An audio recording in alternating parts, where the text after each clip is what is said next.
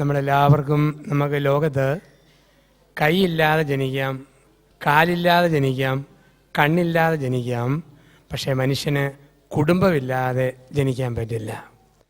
നമ്മളെല്ലാവരും പിറന്നു വീണത് ഒരു കുടുംബത്തിലാണ്. അതുകൊണ്ടാണ് കുടുംബത്തെ സഭ പിടിക്കുന്നത് ഗാർഹിക സഭ എന്നാണ്, കുടുംബസഭ. ഇപ്പം ലോകം നന്നാകണമെങ്കിൽ ആദ്യം കുടുംബം നന്നാകണം, കുടുംബം നന്നാകുമ്പം ലോകം നന്നാകും എന്നാണ് പറയുക. അപ്പോൾ ഇന്ന് ഒരുപാട് അസ്വസ്ഥതകളൊക്കെ കുടുംബത്തിൽ മനുഷ്യർ അനുഭവിക്കുന്ന കാലഘട്ടത്തിൽ വേദപുസ്തകത്തിൽ നമ്മൾ വായിച്ചു കേട്ടു. വിശുദ്ധ മത്തായിയുടെ സുവിശേഷം 19-ാം അധ്യായത്തിൽ 1 മുതൽ 10 വരെയുള്ള വാക്യങ്ങളിൽ നമ്മൾ ഇപ്രകാരമാണ് വായിച്ചു കേട്ടത്: ദൈവം യോജിപ്പിച്ചത് മനുഷ്യൻ വേർപെടുത്തരുത്. കുടുംബത്തിലൊക്കെ വിവാഹത്തിൻ്റെ ആദ്യ നാളുകളിൽ വലിയ സന്തോഷത്തോടെ ജീവിതം ആരംഭിക്കുന്നവരുണ്ട്. 2 വാക്കുകളാണ് നമ്മൾ സാധാരണ ഉപയോഗിക്കുക. 1 വിവാഹം, 2 ദാമ്പത്യം.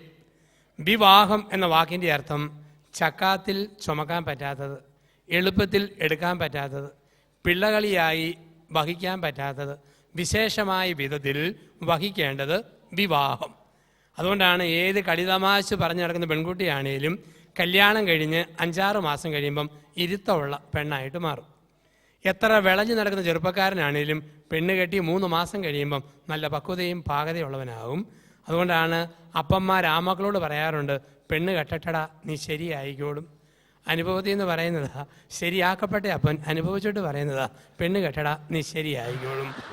തള്ളമാർ പെമ്മക്കളോട് പറയും, കെട്ടിച്ചു വിടട്ടടി നീ ഒതുങ്ങിക്കൊള്ളും. ഒതുക്കപ്പെട്ട അമ്മ അനുഭവത്തിൻ്റെ പാഠത്തിൽ നിന്ന് പറയുന്നതാ, ഒതുക്കപ്പെടും. ഒരു യുവതി അമ്മയോട് പറഞ്ഞു, എൻ്റെ അമ്മ പറഞ്ഞ ചെറുക്കനെ എനിക്ക് കെട്ടാൻ മനസ്സില്ല. അമ്മ ചോദിച്ചു, അതെന്നാടി? ഓ, അവൻ പറയുന്നത് സ്വർഗവും ഇല്ല നരകവും ഇല്ല, എന്നാ പാപം വേണേലും ചെയ്യാം, പരിക്ക് പറ്റാതിരുന്നാൽ മതി എന്നാണ്. അമ്മ പറഞ്ഞു, പൊന്നു മോളെ ധൈര്യമായിട്ട് നീ അവനെ തന്നെ കെട്ടിക്കൂ. നിന്നെ കെട്ടി 3 ആഴ്ച കഴിയുമ്പം നരകമുണ്ടെന്ന് അവൻ ഉറപ്പായിക്കോളും, ഇപ്പം സ്വർഗമുണ്ടെന്നും അറിയാതെ വിശ്വസിച്ചോളും. അപ്പോൾ ഒട്ടും എളുപ്പമല്ല. അതുകൊണ്ടാണ് പറയുക, വിശേഷമായ വിധത്തിൽ വഹിക്കേണ്ടത് വിവാഹം. എന്താണ് ദാമ്പത്യം? 2 സംസ്കൃത മൂലപദങ്ങളിൽ നിന്ന് ഉരുത്തിരിഞ്ഞു വരുന്നതാണ് ദാമ്പത്യം.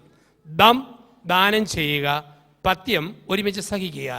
ഭാര്യാഭർത്താക്കന്മാർ സ്വയം മറന്ന് ശരീരവും മനസ്സും ജീവനും സ്വത്തും ഒക്കെ ദാനം ചെയ്യണം. ഒപ്പം ദൈവം തരുന്ന കുരിശ് ഒരുമിച്ച് സഹിക്കണം.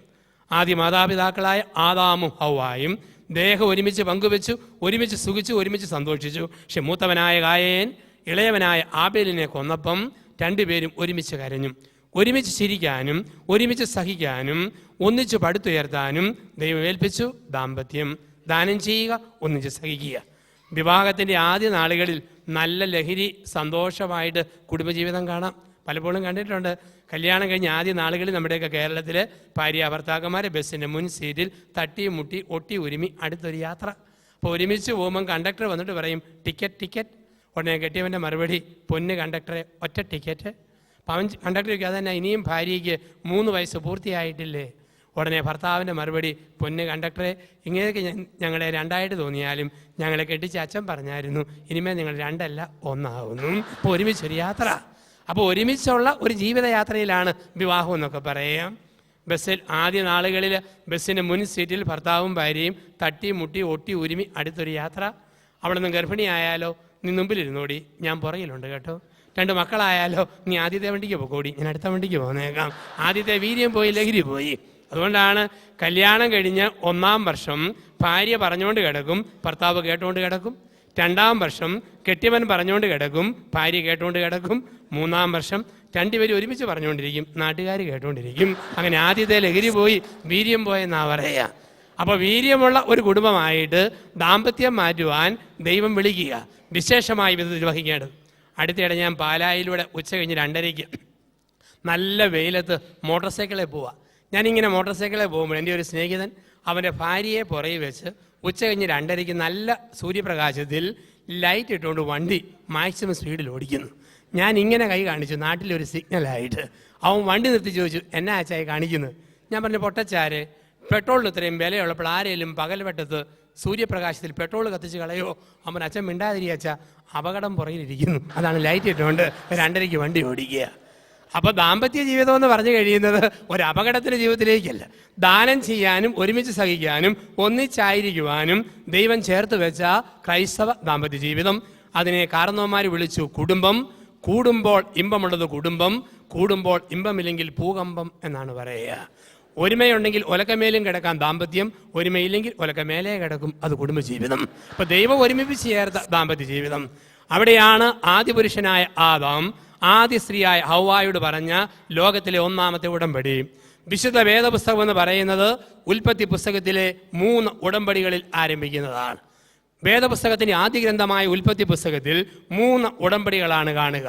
ലോക ചരിത്രത്തിലെ ഒന്നാമത്തെ ഉടമ്പടി ദാമ്പത്യത്തിന്റെ ഉടമ്പടിയാണ്. വിവാഹത്തിന്റെ ഉടമ്പടിയാണ് ഒന്നാമത്തെ ഉടമ്പടി. ഉൽപ്പത്തി 2:23 ആദ്യ ഉടമ്പടി കാണാം. ആദ്യ പുരുഷൻ ആദ്യ സ്ത്രീയോട് പറഞ്ഞ, മോളെ നീ എൻ്റെ അസ്ഥിയുടെ അസ്ഥിയും മാംസത്തിന്റെ മാംസവുമാണ്. ഇതാണ് ഒന്നാമത്തെ ഉടമ്പടി. അസ്ഥിയുടെ അസ്ഥി, മാംസത്തിന്റെ മാംസം, വിവാഹത്തിന്റെ ഉടമ്പടി. രണ്ടാമത്തെ ഉടമ്പടി ഉൽപ്പത്തി 8 ദൈവവും മാനവ വംശവും തമ്മിൽ നടത്തിയ രണ്ടാമത്തെ ഉടമ്പടിയാണ്. ഇനിമേൽ ജലപ്രളയത്തിലൂടെ ഈ ഭൂമുഖത്തെ തുടച്ചു മാറ്റില്ല എന്നതിൻ്റെ അടയാളമായി വാനവിധാനത്തിൽ ഉടമ്പടിയുടെ അടയാളമായ ഒരു മഴവില്ല് നോഹയുടെ മുമ്പിൽ വിരിയിച്ച ദൈവം. അതായിരുന്നു രണ്ടാമത്തെ ഉടമ്പടി. മൂന്നാമത്തെ ഉടമ്പടി ദൈവവും വിശ്വാസിയുടെ പിതാവായ അബ്രഹാമും തമ്മിൽ നടത്തിയ ഉടമ്പടി. ഉൽപ്പത്തി പുസ്തകത്തിന്റെ 12-ാം അധ്യായത്തിൽ 6 മുതൽ 10 വരെയുള്ള വാക്യങ്ങൾ. അബ്രഹാമേ, സ്വജനത്തെയും പിതൃഭവനത്തെയും നീ ഉപേക്ഷിച്ച് ഞാൻ പറയുന്ന സ്ഥലത്തേക്ക് പുറപ്പെട്ടാൽ നിന്നെ ഞാൻ അനുഗ്രഹിക്കും. അനുസരിക്കുന്നവരെ അനുഗ്രഹിക്കുന്ന ദൈവത്തിൻ്റെ ഉടമ്പടി, ഒരു ജനതയുമായുള്ള ഉടമ്പടി, വിവാഹത്തിൻ്റെ ഉടമ്പടി. ഇപ്പോൾ ഒന്നാമത്തെ ഉടമ്പടിയാണ് ഉൽപ്പത്തി 2:23. ആദ്യ പുരുഷൻ ആദ്യ സ്ത്രീയോട് പറയാം, മോളെ നീ എൻ്റെ അസ്ഥിയുടെ അസ്ഥിയും മാംസത്തിൻ്റെ മാംസവുമാ. എന്താ അതിൻ്റെ അർത്ഥം? അസ്ഥി വെറുതെ തുറന്നിരുന്നാൽ പോകുന്ന വഴിക്ക് ഭിത്തിക്കിട്ട് മുട്ടും, മരത്തിനിട്ട് തട്ടും, കല്ലേ ചെന്ന് തട്ടും, അങ്ങനെ അസ്ഥി പെട്ടെന്ന് പൊട്ടിപ്പോവും. മാംസവോ അകത്ത് അസ്ഥിയില്ലെങ്കിൽ മാംസം തളതള കൊളവടാന്ന് കിടക്കും. ഇതാണ് മാംസത്തിൻ്റെ പ്രത്യേകത. കുടുംബത്തിൽ ഭർത്താവ് അസ്ഥിയാണ്. അവൻ തോന്നുന്ന പറയും, ക്ഷിപ്രകോപം, എടുത്തിയാട്ടും, തെറിക്കുത്തരം മുറിപ്പത്തിൽ, തട്ടുക, മുട്ടുക, പൊട്ടുക, ബഹളം വെച്ച് നടക്കുക. അപ്പോൾ ഭാര്യ എന്ന മാംസം ഭർത്താവിനെ പൊതിയണം. പൊതിഞ്ഞ് പറയണം, അപ്പനാകട്ടോ ഇത് കൂട്ട് വർത്താനം പറയല്ലേ, കെട്ടിയവനാകട്ടെ കുറെ കൂടെ സ്റ്റാൻഡേർഡ് വേണം. ഇങ്ങനെ കൂട്ടത്തിൽ നിന്ന് പൊതിഞ്ഞു കൊടുക്കണം. പെണ്ണ് പ്രായമായിട്ട് വരുമോ കേട്ടോ, വല്ലതും കരുതിയിട്ടുണ്ടോ, ഇങ്ങനെ പുറകിൽ നിന്ന് പൊതിയണം ഭാര്യ. അതാണ് അവൾ മാംസമാണ്. ഇവൾ ഒറ്റയ്ക്ക് ബലമില്ലാത്ത പാവമാണ്. അപ്പം അവളെ ബലപ്പെടുത്താൻ വേണ്ടിയിട്ട് ഇവൻ അസ്ഥി പോലെ കൂടെ എന്ന് പറഞ്ഞു, എടി പൊട്ടി ധൈര്യമായിട്ടിരിക്കുക, നിനക്ക് ഞാനല്ലേ ഉള്ളത്, നിന്നെ കിട്ടിയത് വേറെ ആരുമല്ലോ, ഞാനല്ലേ. ഇങ്ങനെ കൂടെ നിന്ന് ബലം കൊടുക്കുന്ന ഭർത്താവ്, അവനെ പൊതിയുന്ന ഭാര്യ, അസ്ഥിയുടെ അസ്ഥി, മാംസത്തിൻ്റെ മാംസം. ഇതാണ് ദാമ്പത്യം. അപ്പം ഇതിന് ക്രൈസ്തവ വിവാഹ വിജ്ഞാനീയത്തിൽ 7 അർത്ഥങ്ങളാണ് പഠിപ്പിക്കുക. അസ്ഥിയുടെ അസ്ഥി, മാംസത്തിന് നമുക്കറിയാം. ഇപ്പം കുടുംബ ഭദ്രതാ വർഷമായിട്ട് ആഘോഷിക്കുന്ന അവസരത്തിൽ ക്രൈസ്തവ വിവാഹ വിജ്ഞാനീയത്തിൽ ഈ ഒറ്റ വാക്യത്തിന് 7 അർത്ഥങ്ങളാണ് പഠിപ്പിക്കുക. അസ്ഥിയുടെ അസ്ഥി, മാംസത്തിൻ്റെ മാംസം. 1, ദമ്പതികൾ പരസ്പരം ആപത്തിൽ ആലംബമായിരിക്കണം എന്നാണ് പറയുക. ദമ്പതികൾ പരസ്പരം ആപത്തിൽ ആലംബമായിരിക്കണം. എന്താണ് ആപത്തിൽ ആലംബം? ഭാര്യയ്ക്ക് ഛർദി, തണ്ടൽ വേദന, മനം പുരട്ടൽ, ക്ഷീണം. ഇങ്ങനെ കട്ടിലേക്ക് കിടക്കുമ്പം ഭർത്താവ് അവളുടെ അടുക്കലുള്ള കസേലയിൽ ഇരുന്നുകൊണ്ട്, മോളെ ധൈര്യമായിട്ട് പനിച്ചാട്ടെ, നിന്റെ ആപത്തിൽ ആലംബം ഇവിടെ തന്നെ ഇരിപ്പുണ്ട് എന്ന് പറഞ്ഞാൽ മതിയോ?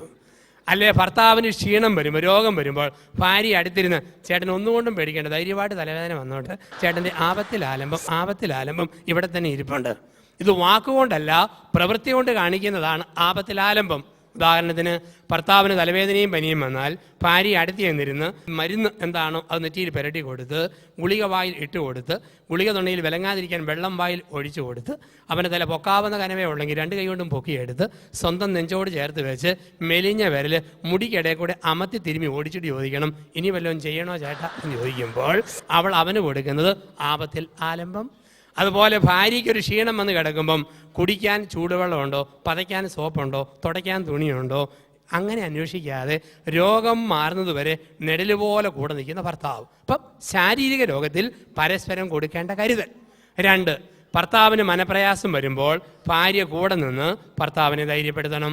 ഭാര്യയ്ക്ക് മനപ്രയാസം വരുമ്പോൾ ഭർത്താവ് കൂടെ നിന്ന് ഭാര്യയെ ബലപ്പെടുത്തണം. മാനസിക തകർച്ചയിൽ ഒപ്പം നിൽക്കുക. 3, ഭർത്താവിൻ്റെ ഞായറാഴ്ച കുർബാന, വേദപുസ്തക വായന, സന്ധ്യാപ്രാർത്ഥന, ഇടയ്ക്കുള്ള കുമ്പസാരം, ഈ കാര്യങ്ങളിൽ ഭാര്യ ശ്രദ്ധയോടെ ഭർത്താവിനെ പറഞ്ഞു തിരുത്തി കൊടുക്കുമ്പോൾ, അതുപോലെ ഭാര്യയുടെ ആധ്യാത്മിക ജീവിതത്തിൽ ഭർത്താവ് കരുതൽ കൊടുക്കുമ്പോൾ, ശാരീരിക, മാനസിക, ആത്മീയ തലങ്ങളിൽ ഈ കരുതൽ കൊടുക്കുമ്പോൾ അതിനെ വിളിക്കുന്ന വാക്ക് ആപത്തിൽ ആലംബം.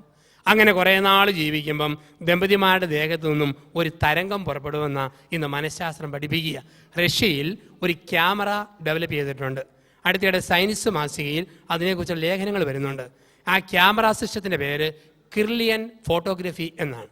കിർലിയൻ എന്ന സയൻറ്റിസ്റ്റ് കണ്ടുപിടിച്ച ക്യാമറ കിർലിയൻ ഫോട്ടോഗ്രഫി. അതിൽ പറയുക, മനപ്രയാസമുള്ള സമയത്ത് ഒരു ഫോട്ടോ എടുത്താൽ അതിൻ്റെ രശ്മികൾ വളരെ ഡിമ്മായിട്ടിരിക്കും. മനസ്സിൽ സന്തോഷമുള്ളപ്പം ഫോട്ടോ എടുത്താൽ അത് വളരെ ബ്രൈറ്റ് ആയിട്ടിരിക്കുമെന്നാണ്. അതിന് പ്രകാരം പറഞ്ഞു വെക്കുന്നത് ശരിക്കും തരംഗം പുറപ്പെടുമെന്നാണ്. ഭാര്യ ഭർത്താവിനെ സ്നേഹിച്ചാൽ, ഭർത്താവ് ഭാര്യയെ സ്നേഹിച്ചാൽ ഒരു തരംഗം ദേഹത്തുനിന്ന് പുറപ്പെടും. ഞാൻ സെമിനാരി പഠിച്ചിരുന്ന കാലത്ത് എനിക്കൊരു തലവേദനയോ പനിയോ വന്നാൽ 10 ദിവസം കഴിയുമ്പം എൻ്റെ അമ്മയുടെ കത്ത് എനിക്ക് വരുമായിരുന്നു. മോനെ, നിനക്ക് വല്ല ക്ഷീണമായിരുന്നോ? അമ്മയ്ക്കൊരു തലവേദനയും പനിയും. 100 മൈൽ ദൂരെ ഇരിക്കുന്ന എൻ്റെ തലവേദനയും പനിയും അങ്ങ് അകലെയുള്ള അമ്മയ്ക്ക് അനുഭവിക്കാൻ പറ്റുമായിരുന്നു. അതിന് നമ്മൾ വിളിക്കുന്ന വാക്ക് ടെലപ്പതി എന്നാണ്. പേരറിയത്തില്ലാത്ത വികാരത്തിന് പേരിടാൻ നമ്മൾ മിടുക്കരാ. എന്താണ് ഈ ടെലപ്പതി? സ്നേഹത്തിൻ്റെ തരംഗം. അതല്ലേ കോട്ടയത്തുള്ള ഭാര്യയ്ക്ക് ഒരു തലവേദന വന്നാൽ കുവൈറ്റിലുള്ള ഭർത്താവിന് ആ സമയത്ത് ഒരു തലവെട്ടൽ. ഇവിടെയുള്ള ഭാര്യയ്ക്ക് ഒരു നെഞ്ചുവേദന വന്നാൽ കേരളത്തിലുള്ള ഭർത്താവിന് ആ സമയത്ത് ഒരു നെഞ്ചുവേദന. ഭർത്താവിൻ്റെ മരണവാർത്ത കേട്ട ഭാര്യ അതേസമയം മരിച്ചു വീഴുന്നു. ഭാര്യയുടെ മരണവാർത്ത കേട്ട ഭർത്താവ് ബോധമറ്റ് താഴെ വീഴുന്നു. സ്നേഹത്തിൻ്റെ തരംഗം. ഞാൻ വഴിയെ ഇങ്ങനെ നടന്നു പോകുമ്പോൾ എൻ്റെ കാലിൽ ഒരു മുള്ളു കൊണ്ടു. കാലിൽ മുള്ളു കൊള്ളുമ്പം കൈ കെട്ടി നിന്നുകൊണ്ട് പറയുമോ, ഒരുപാടടുത്ത് പോകുന്ന കാലല്ലേ, കൊള്ളട്ടെ, അങ്ങനെ കൊള്ളട്ടെ, മുള്ളു മാത്രമല്ല മുള്ളാണിയും കുത്തി കീറട്ടെ. പറയാൻ പറ്റിയല്ല. കാലിൽ മുള്ളു കൊണ്ടോ കൈ ഓടിച്ചെല്ലും, മുള്ളു വലിച്ചു വരും, മരുന്ന് വെച്ച് കിട്ടും. ഇതാണ് കൈയും കാലും തമ്മിലുള്ള ബന്ധം. ഭാര്യയ്ക്കൊരു മനപ്രയാസം വരുമ്പം ഭർത്താവ് പറഞ്ഞേക്കരുത്, നീറട്ടെ, അങ്ങനെ നീറട്ടെ, നീട്ടിക്കക്കാ പോലെ നീറട്ടെ, എന്നെ നാറ്റിയ തന്നെ നീറ്റാനുള്ള സമയം ഇതാ വന്നിരിക്കുന്നു. അങ്ങനെ ഭർത്താവിന് പറയാൻ പറ്റിയല്ല, ഭാര്യയ്ക്ക് പറയാൻ പറ്റിയല്ല. ഭാര്യയുടെ മനസ്സ് നുറുങ്ങിയോ ഭർത്താവിൻ്റെ മനസ്സ് നുറുങ്ങും, ഭർത്താവിൻ്റെ മനസ്സ് നുറുങ്ങിയോ ഭാര്യയുടെ മനസ്സ് നുറുങ്ങും. ഇതാണ് ആപത്തിൽ ആലംബം. അത് ഏറ്റവും വലിയ തെളിവാണ് സോണിയാഗാന്ധി. രാജീവ് ഗാന്ധി ശ്രീ പെരുമ്പത്തൂരിൽ മനുഷ്യ ബോംബ് സ്ഫോടനത്തിൽ കൊല്ലപ്പെട്ട അതേ സെക്കൻഡിൽ ഡൽഹിയിൽ ജൻപത് റോഡിൽ നിന്ന് സോണിയാഗാന്ധി അന്നത്തെ രാജീവിൻ്റെ സെക്രട്ടറി ജോർജിനോട് ഒരു ചോദ്യം ചോദിച്ചു. ചരിത്രത്തിൽ കോറിയിട്ടിരിക്കുന്ന ചോദ്യം, എൻ്റെ രാജീവിന് എന്തു പറ്റി? അരമണിക്കൂർ കഴിഞ്ഞാണ് ലോക വാർത്താ മാധ്യമങ്ങൾ രാജീവിൻ്റെ വധവാർത്ത ടെലികാസ്റ്റ് ചെയ്തത്. പക്ഷേ സോണിയയ്ക്ക് മനസ്സിലായി രാജീവിനെന്തോ സംഭവിച്ചതുപോലെ. ഇതാണ് സ്നേഹത്തിൻ്റെ തരംഗമെന്ന് പറയുക. ഈ തരംഗത്തിന് വിളിക്കുന്ന വാക്കാണ് ആപത്തിൽ ആലംബമായിരിക്കണം. കുടുംബം ഒരു ദൈവിക പദ്ധതി എന്നുള്ള ധ്യാനചിന്തയിലൂടെ കടന്നു പോകുമ്പോൾ ഓർക്കുക, ദമ്പതികളായവരെ കഴിഞ്ഞകാല ജീവിതത്തിൽ ഭാര്യയ്ക്കൊരു മനപ്രയാസം വന്നപ്പം, ഭർത്താവിന് നൊമ്പരം വന്നപ്പോൾ പരസ്പരം ആപത്തിൽ ആലംബമായിരുന്നോ അതോ മറ്റൊരു വിധത്തിലായിരുന്നോ പ്രതികരണം എങ്കിൽ തിരുത്തുക. 2, ജീവിതത്തിൻ്റെ ആധാരമായിരിക്കണം. എന്താണ് ആധാരം? ഉറപ്പ്. ഈ ലോകത്തിൽ ഒരു പുരുഷൻ്റെ ഉറപ്പ് ഭാര്യയായിരിക്കണം. ഏത് ഭാര്യ? സ്വന്തം ഭാര്യ. ചില ആണുങ്ങളെ കണ്ടിട്ടുണ്ട്, പൊട്ടി ഭാര്യ, സ്വന്തം ഭാര്യ, ഉഗ്രം ഭാര്യ, അങ്ങേ വീട്ടിലെ ഭാര്യ. ആ ചിന്തയരുത്. ചില പെണ്ണുങ്ങളുണ്ട്, ഓക്കം കെട്ടിയവൻ, സ്വന്തം കെട്ടിയവൻ, ഊറ്റം കെട്ടിയവൻ, അപ്പുറത്തെ കെട്ടിയവൻ. ഈ കാഴ്ചപ്പാടരുതെന്നാണ്. ഒരു ഭർത്താവിൻ്റെ ഉറപ്പ് അവൻ്റെ ഭാര്യ, ഒരു സ്ത്രീയുടെ ഉറപ്പ് അവളുടെ ഭർത്താവ്. എന്തു കുറ്റങ്ങളും കുറവുകളും ഉണ്ടോ ദൈവം തന്നതാ. ഒരിക്കലും സംശയിക്കരുത്. സംശയത്തിന് വിത്ത് വീടരുത്. സംശയം പണ്ടേ തുടങ്ങിയതാ. പർദീസായിൽ ആദ്യ രാത്രി 12:30 ആദം കൂർക്കം പിടിച്ച് കിടന്നുറങ്ങുമ്പം ആദത്തിൻ്റെ വയറേ കൂടെ ചൂലഴയുന്ന പോലെ എന്തോ ഒന്ന് കയറി പോന്നു. ആദം ഞെട്ടി എഴുന്നേറ്റ് നോക്കുമ്പം ഔവായുടെ മുടി ആദത്തിൻ്റെ വയറേ കൂടെ ഒലഞ്ഞ് കയറി പോണതാ. ആദം ചോദിച്ചു, എന്നതാണ് ഈ രാത്രി തപ്പുന്നത്? ഉടനെ അവളൊരു മിണ്ടാതെ കിടക്കുക, മനുഷ്യ, ഞാൻ നോക്കട്ടെ, നിങ്ങളുടെ വേറെ വല്ല എല്ലും പോയിട്ടുണ്ടോ എന്ന് ഞാനൊന്ന് തപ്പി നോക്കട്ടെ. അപ്പം അന്നേ ആരംഭിച്ചെന്നാ പറയുക. അപ്പം എന്നുകൊണ്ട് ഈ സംശയത്തിൻ്റെ വിത്ത് മനുഷ്യൻ്റെ ചരിത്രത്തിൽ എന്നും നമ്മൾ കാണും. ഈ സംശയത്തിൻ്റെ വിത്ത് ഏതെല്ലാം വിധത്തിലാണ്? കേരളത്തിൽ കാണിച്ചാൽ ആണുങ്ങൾ പുറത്തു പോയിട്ട് വരുമ്പം പെരയ്ക്കകത്ത് വട്ടം ചുറ്റി നോക്കുക, വല്ല സിഗരറ്റ് കുറ്റി നീറി കിടപ്പുണ്ടോ, വീടിക്കുറ്റി അണഞ്ഞു കിടപ്പുണ്ടോ, ബെഡ്ഷീറ്റ് മടങ്ങിയാണോ ചുരുണ്ടാണോ കിടക്കുന്നത്.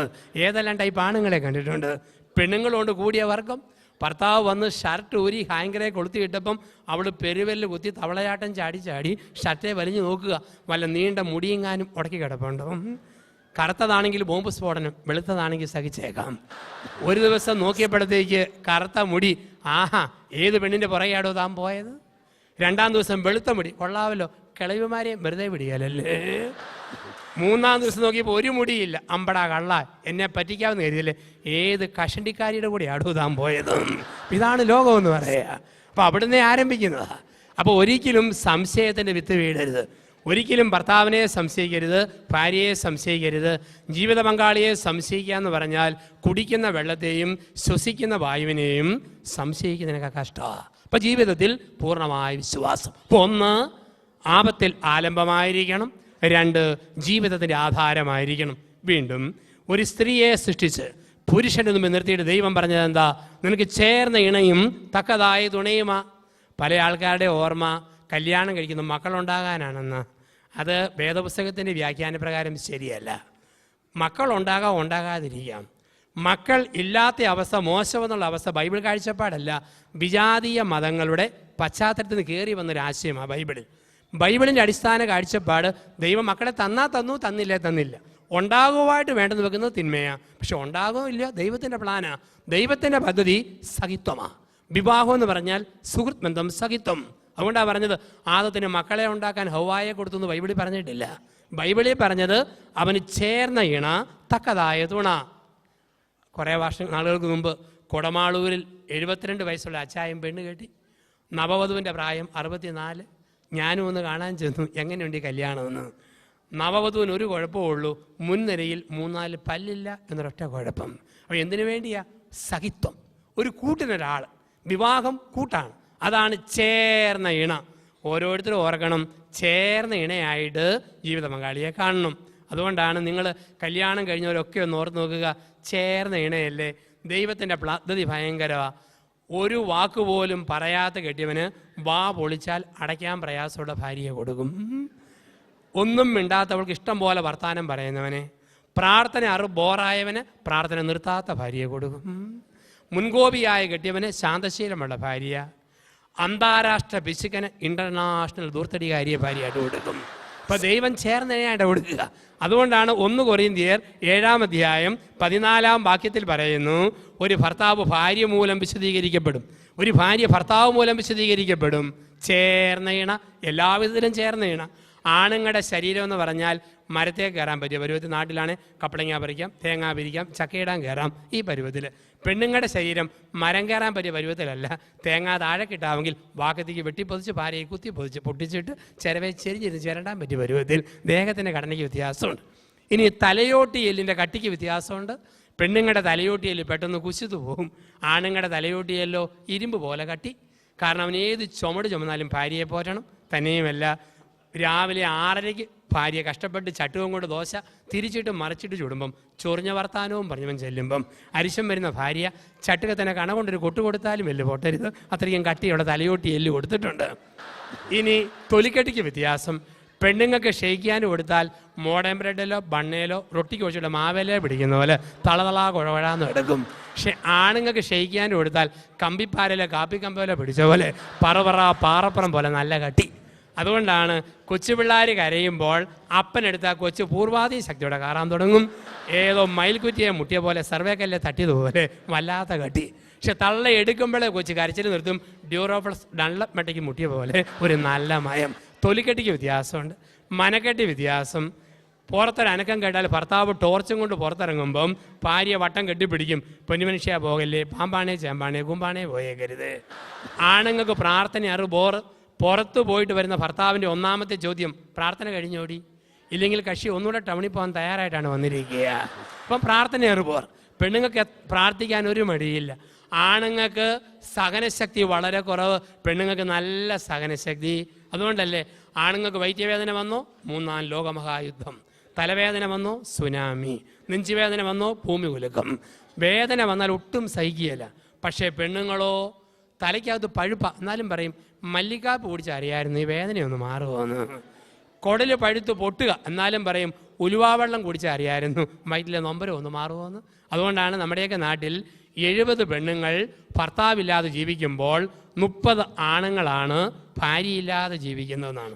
അതായത് അറ്റാക്ക് വന്ന് മരിക്കുന്ന കൂടുതലും ആണുങ്ങളാണ്. അതുകൊണ്ടാണ് ദൈവമായ കർത്താവ് പ്രസവിക്കുവാനുള്ള വകുപ്പ് പെണ്ണുങ്ങൾക്ക് കൊടുത്തിരിക്കുന്നത്. ഇത് ആണുങ്ങളുടെ വകുപ്പാണോ?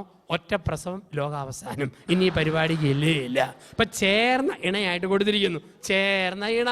അപ്പം നമുക്ക് ഈ ചേർന്ന ഇണയെന്ന് പറഞ്ഞ് കഴിയുമ്പോഴത്തേക്ക് ജീവിതത്തിൽ ദൈവം തന്നയാളെ ചേർന്ന ഇണയായിട്ട് കാണാനുള്ള ഒരു മനസ്സ് എപ്പോഴും വേണമെന്നാണ് പറയുക. ഒന്ന് ഓർത്ത് നോക്കുക, കഴിഞ്ഞ രാത്രിയിൽ പരിശുദ്ധാത്മാവ് പ്രത്യക്ഷപ്പെട്ടിട്ട് അഭിമന്യ പിതാവിനോട് പറയുകയാണ്, ഇന്ന് ഇവിടെ പങ്കെടുക്കുന്ന എല്ലാവരോടും സഭയുടെ മക്കളായ എല്ലാവരോടും ഒരു പുതിയ കാര്യം പറഞ്ഞേക്കണം. എന്താണെന്ന് പിതാവ് ചോദിച്ചപ്പം പറയുന്നു, ഇന്ന് പാതിരാത്രി 12 മണി മുതൽ ക്രിസ്തീയ സഭകളിൽ ഒരു പുതിയ നിയമം വരുന്നു. ഒക്ടോബർ 29 രാത്രി 12:30 മുതൽ. അപ്പം ആ കാര്യം പറയാൻ പിതാവ് എന്നോടങ്ങ് പറഞ്ഞ് ഏൽപ്പിച്ചാൽ ഞാനിവിടെ അനൗൺസ് ചെയ്യാൻ നോക്കുക. എന്താണ്? ദൈവം മനസ്സ് മാറ്റിയിരിക്കുന്നു. 2009 വർഷങ്ങളായിട്ട് സഭയിലെ നിയമം താലി കെട്ടിയ പെണ്ണിൻ്റെ കൂടെ മരണം വരെ ജീവിക്കണം, താലി കെട്ടിയ പുരുഷൻ്റെ കൂടെ അന്ത്യം വരെ ജീവിക്കണമെന്നാണ്. എന്നാൽ ഇന്ന് പാതിരാത്രി 12:30 മുതൽ ഒരു പുതിയ നിയമം വരുന്നു. എന്താണ് ആ നിയമം? ഇപ്പോൾ നിങ്ങൾക്കുള്ള ഭർത്താവിനെ മാറ്റി ഇഷ്ടമുള്ള പുതിയ ആളെ ഇന്ന് രാത്രി മുതൽ എടുത്തു തുടങ്ങാം. ഇപ്പോൾ നിങ്ങൾക്കുള്ള ഭാര്യയെ മാറ്റി ഇഷ്ടമുള്ള പുതിയ പെണ്ണിനെ എടുത്തു തുടങ്ങാം. ഇരുട്ടാണേലും ഒരു സഹോദരൻ തലപൊക്കി നോക്കുന്നു. ഇത് സത്യമാണോ അച്ഛാ? കൊതിപ്പിക്കാൻ പറയുകയാണോ അതോ ദൈവം പറഞ്ഞത് തന്നെയാണോ? അപ്പം ഇങ്ങനെ ഒരു കാര്യം ഇവിടെ അനൗൺസ് ചെയ്യുവാണെങ്കിൽ എന്തായിരിക്കും ഇവിടുത്തെ പ്രതികരണം? സെഹിയോൻ ഊട്ടുശാലയിലെ കൊടുങ്കാറ്റിൻ്റെ അരിപ്പ് കേൾക്കാം. രക്ഷപ്പെട്ടു. 100-ൽ 60 പേര് ഓർക്കും മാറ്റിയെടുക്കാമല്ലോ. 20% പേര് പറയും, ദൈവമേ ഒരിക്കൽ പെട്ടുപോയി, ഇനി പണിക്ക് ഇല്ലേ ഇല്ല. 10% പേര് പറയും, ഇപ്പോൾ ഉള്ളത് ഉഗ്രം കെട്ടിയവൻ ഊറ്റം ഭാര്യ, വേറെ ഒന്നും വേണ്ടേ വേണ്ട. അവസാനത്തെ 10% പേര് പറയും, നോക്കട്ടെ എല്ലാവരും മാറിയാൽ ഞാനും മാറും, ആരും മാറിയില്ല ഞാനും മാറുകയില്ല. അപ്പം എത്ര പേർക്ക് പൂർണ്ണ തൃപ്തി ഉണ്ടെന്നാ? ഇപ്പം ചേർന്ന ഇണയായിട്ട് കാണുക. ഇപ്പോൾ 1 ആപത്തിൽ ആലംബമായിരിക്കണം, 2 ജീവിതത്തിൻ്റെ ആധാരമായിരിക്കണം, 3 ചേർന്ന ഇണയായിരിക്കണം, 4 തക്കതായ തുണയായിരിക്കണം. ദൈവം ഹവ്വായെ സൃഷ്ടിച്ച് ആദത്തിന് മുമ്പിൽ നിർത്തിയിട്ട് പറഞ്ഞു, ചേർന്ന ഇണയും തക്കതായ തുണയുമാണ്. എന്താണ് തക്കതായ തുണ? തക്കതായ തുണയെന്ന് പറഞ്ഞു കഴിഞ്ഞാൽ ജീവിതത്തിൽ കൊച്ചു കൊച്ചു കാര്യങ്ങളുടെ പേരിൽ ഒരിക്കലും അസ്വസ്ഥത ഉണ്ടാകാൻ നോക്കണം.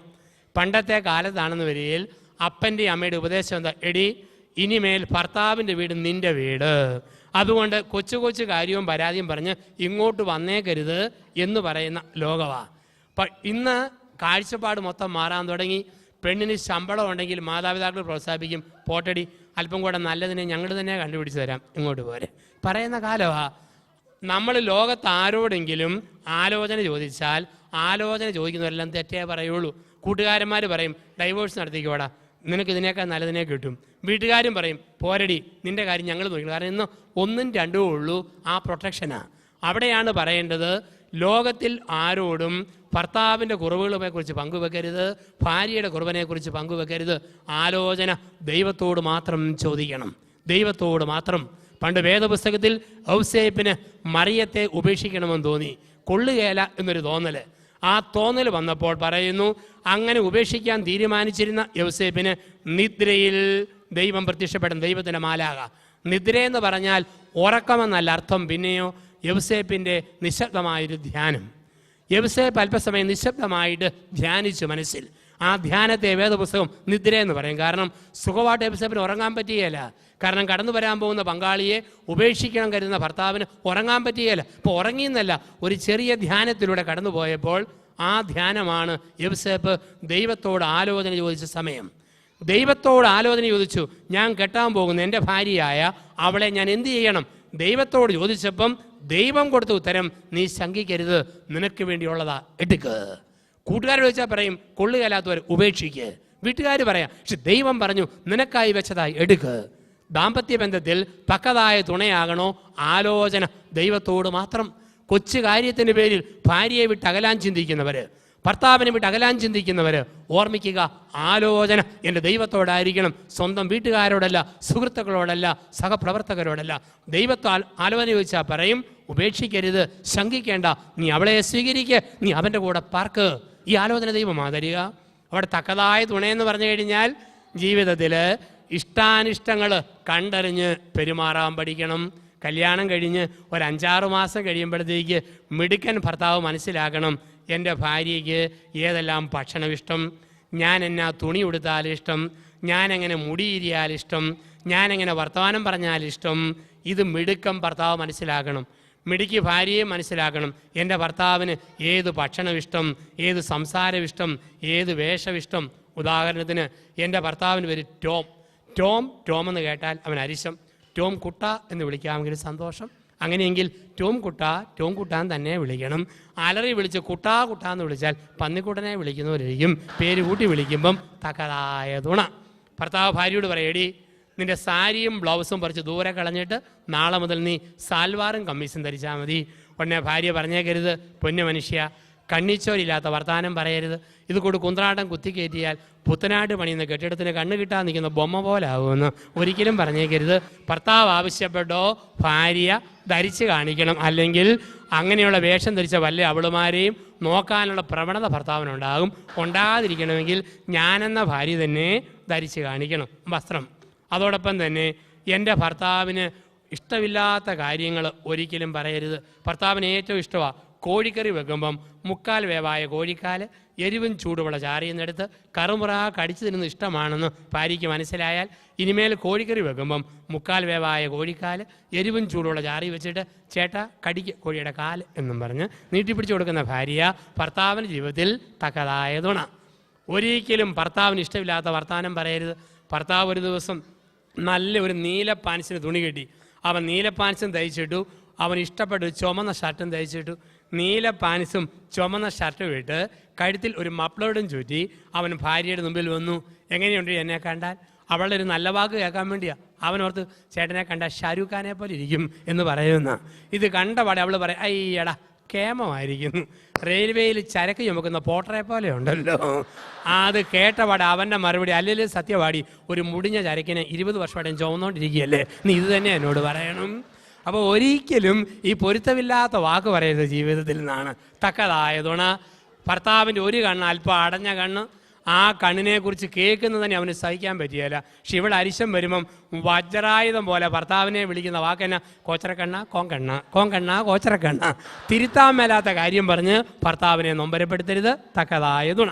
ഇതുപോലെ ഒരു ഭാര്യയെ സംബന്ധിച്ച്, ഭർത്താവിനെ സംബന്ധിച്ച് ഓർക്കുക, ഭാര്യയ്ക്ക് ഇഷ്ടമില്ലാത്ത വാക്കുകളോ പദപ്രയോഗങ്ങളോ ഒരു ഭർത്താവിൻ്റെ വായിൽ നിന്നും ഒരിക്കലും വീഴരുത്. ഒരിക്കലും നൊമ്പരപ്പെടുന്ന വാക്കുകൾ ഒരു ഭർത്താവ് പറയരുത് ജീവിതത്തിൽ. ഉദാഹരണത്തിന്, എൻ്റെ ഭാര്യയുടെ പേര് മറിയ എന്ന് കേട്ടാൽ അവൾക്ക് ചൊറിയും.